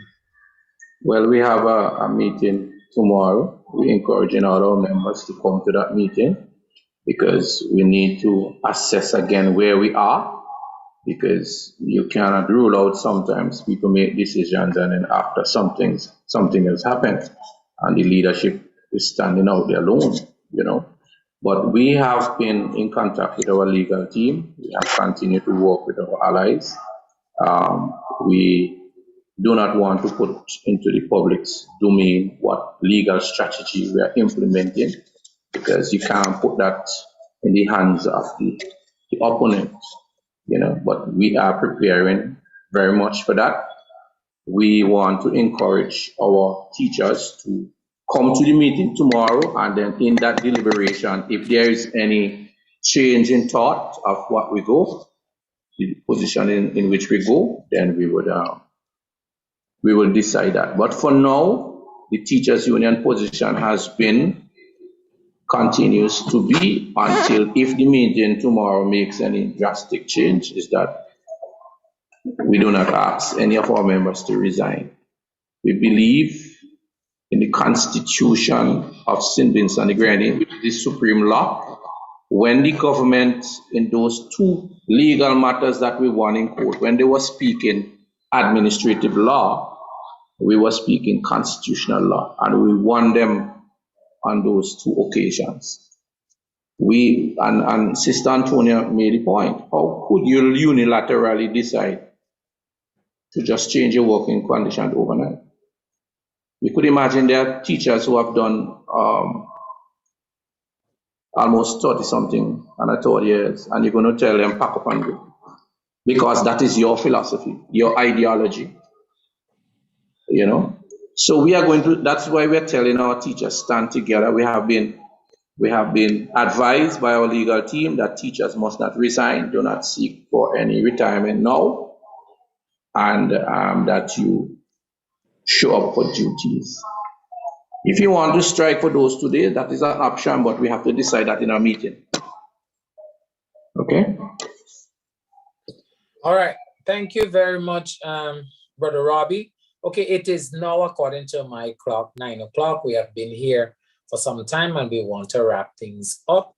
I'm going to give each of the panelists like 2 minutes to give some closing comments, especially in terms of the particular context in which we in St. Vincent and the Grenadines find ourselves with the mandate to be vaccinated by this Friday. Today is Tuesday. By Friday, we as teachers have to be vaccinated, or you will not be allowed on the compound any school throughout St. Vincent and the Grenadines. And I know persons, stalwarts in the union, stalwarts in education, all their life they've been an educator with 30 years of teaching, and they have their own personal views in terms of vaccination and will not be vaccinated.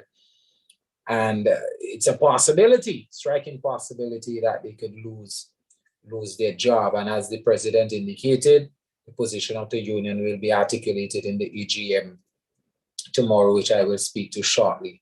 But even in these moments, as we continue with our Solidarity Week, and we are ready to rally this coming Friday, our Solidarity Week rally to remember when teachers were tear gassed and imprisoned in 1975.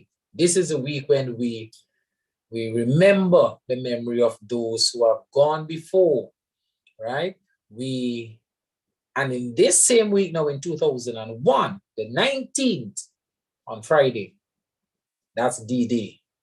As some persons dub it, you take the jab or lose your job. We are in serious times as a union. My God, I pray daily, my heart goes out to executive members and presidents who are on here and throughout the Caribbean in these most challenging times, for God to give you wisdom and understanding to chart these waters. But with those sentiments at this time, I'm going to now invite Brother Pedro Shepherd, Brother Howell, and Sister De Freitas, just about 2 or so minutes to give their final words and so forth, and encouragement to us here in St. Vincent as we continue celebration of Solidarity Week, overcoming these challenges. Over to you, Brother Shepherd, and then Brother Howell, and then Sister De Freitas. Thank you, Brother Boucher. My closing remarks basically would be to say to the St. Vincent and Grenadines teachers to stand firm on your principles, test the government. If the government wants to dismiss teachers, then teachers must stand in solidarity with their comrades. I do not see a government replacing 3,000 or 4,000 teachers at any one time. If you look at the teachers across St. Vincent and the Grenadines, I'm sure that you have thousands of years of experience. Are you going to throw that down the drain to find persons without any experience to teach the nation's children? What is it that the government intends to achieve by dismissing teachers who refuse to take the vaccine for whatever reason, medical or religious or otherwise? My encouragement is to stand firm, allow the government to take the decision that it would want to take, use the courts to decide what is the law or what are the laws in St. Vincent and the Grenadines. The court is usually the place to interpret law. The Prime Minister and the Cabinet may very well make laws, but we can only get the interpretation of those laws if we face the courts. And if the judicial system is an independent one, then I believe that the teachers of St. Vincent and the Grenadines will be victorious in whatever the battle is. Thank you. Thank you very much, Brother Shepherd, for those kind words. Brother Howell? Yes, and thank you. I would like to say thank you to our my brothers and sisters from the SVGTU for this invitation to be part of this discussion. I must say that and I encourage you to have more such discussions, because they continue to engage the members to think, to provoke thought, to provoke progress within the organization. And I want to say this. I gave this presentation this evening, giving everyone a historical perspective of the struggles of trade unions. There is always a strategy to divide and rule. In this circumstance, the strategy is to turn the vaccinated against the unvaccinated. But before COVID, we were all together as one SVGTU. We're going to let a vaccine mandate divide us when we all in a common goal to advance the working environment of all of our members. We have to stand together. And like Brother Shepherd said, the government cannot replace 3,000 teachers in one day. What will happen is if all teachers, vaccinated or not, send a clear message to the government that it will not allow its policies to divide, then it will force the government to listen to teachers. You must take the stand, and we must not be afraid. We must not be afraid, because we must remember, once one is touched, they touch all. Must not be afraid, and let your voices be heard. Do what is necessary within the ambits of the law to ensure that the government of the St. Vincent and the Grenadines don't trample on your employment rights. Long live SVGTU. Long live the teachers of St. Vincent and the Caribbean. Long live. Thank you. Thank you very much, Brother Howell. Over to you, Sister De Freitas. Comrade Chair, comrades, comrades, I thank you for the privilege, for the honor of being allowed to share my thoughts this evening with such distinguished educators. And I would simply want to say, make sure that you attend whatever meeting or discussion will take place in preparation for Friday. Do not stay away. If you agree or disagree with the union's perspective or with Robbie's perspective, or you don't agree, don't hide behind the leadership's skirts. Go to the meeting. Let your voice be heard in agreement or disagreement. That's why you elected these leaders, for them to represent your voice. If you don't share your voice and your perspectives, then they are as weak as the government makes them out to be. And that will take me to support the points made by my other two comrades. The state will not seek to replace all workers at once. If you all stand together for as long as it takes, it's not going to be a one and done. For as long as it takes, I urge members, do your research around what has happened in Trinidad and Tobago, in Barbados, in other jurisdictions in terms of vaccination. Go to the meeting prepared, and united, you will face the activity on Friday. Thank you very much. Please stay safe, everyone. Thank you very much, Sister De Freitas. And final word from Brother President Robbie. Okay, I want to thank everybody for your participation this evening. It was an honor to interact with us. I really appreciate the presentations from our other colleagues. A lot of food for thought. I hope and trust that we are going to utilize it. We appreciate the encouragement that we have received. It is not easy to be in the leadership of an organization, especially in these times. In all my years of leadership of the trade union, this year has been the most critical one. Okay? And I really appreciate the prayers of our brothers and sisters and those who continue to pray. Just remember that tomorrow, Wednesday, is our annual general meeting. Please come. I see some people asking, where is the meeting? And the link has been sent, and we are encouraging those of you who have it to send it out to all our members. Please, the meeting is on Zoom, so make sure that you attend the meeting. Okay? And then on Thursday, we have our cultural showcase. Please remember that you're going to have teachers, like an explosion of talents for teachers from all walks of life, different backgrounds. You're going to have spiritual, you're going to have all different things. So you can't afford to miss that. And then on Friday, we have our solidarity rally, and all these are virtual. And then on Friday, the 20th, we have the President's Award. These are for persons who have served the union, who have served education, those persons who have retired for about 3 or more years.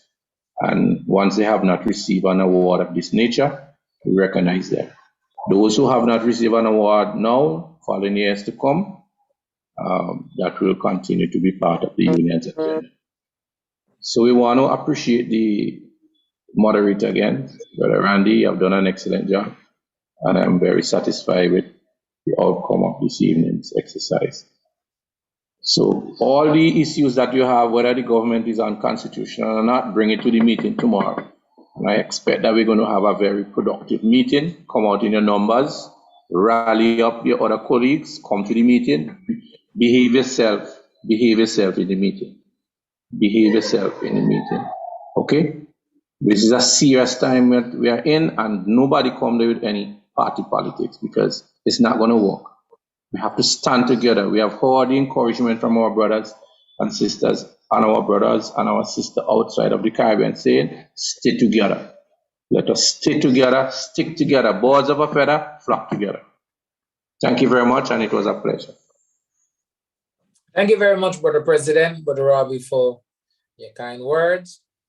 Right now, it's my job now to just close out by giving thanks to Almighty God, first of all, for affording us His blessings and His protection, for keeping us safe during this COVIDous time. Each of you and your family, and continue to stay safe. We want to thank our panelists, Brother Pedro Shepherd from the Barbados Union of Teachers. We want to thank Brother Don Howell, General Secretary, Caribbean Union of Teachers and President of the St. Lucia Teachers Union. Sister Antonia De Freitas, of the President of the Trinidad and Tobago Unified Teachers Association, and our own very President, Brother Oswald Robinson.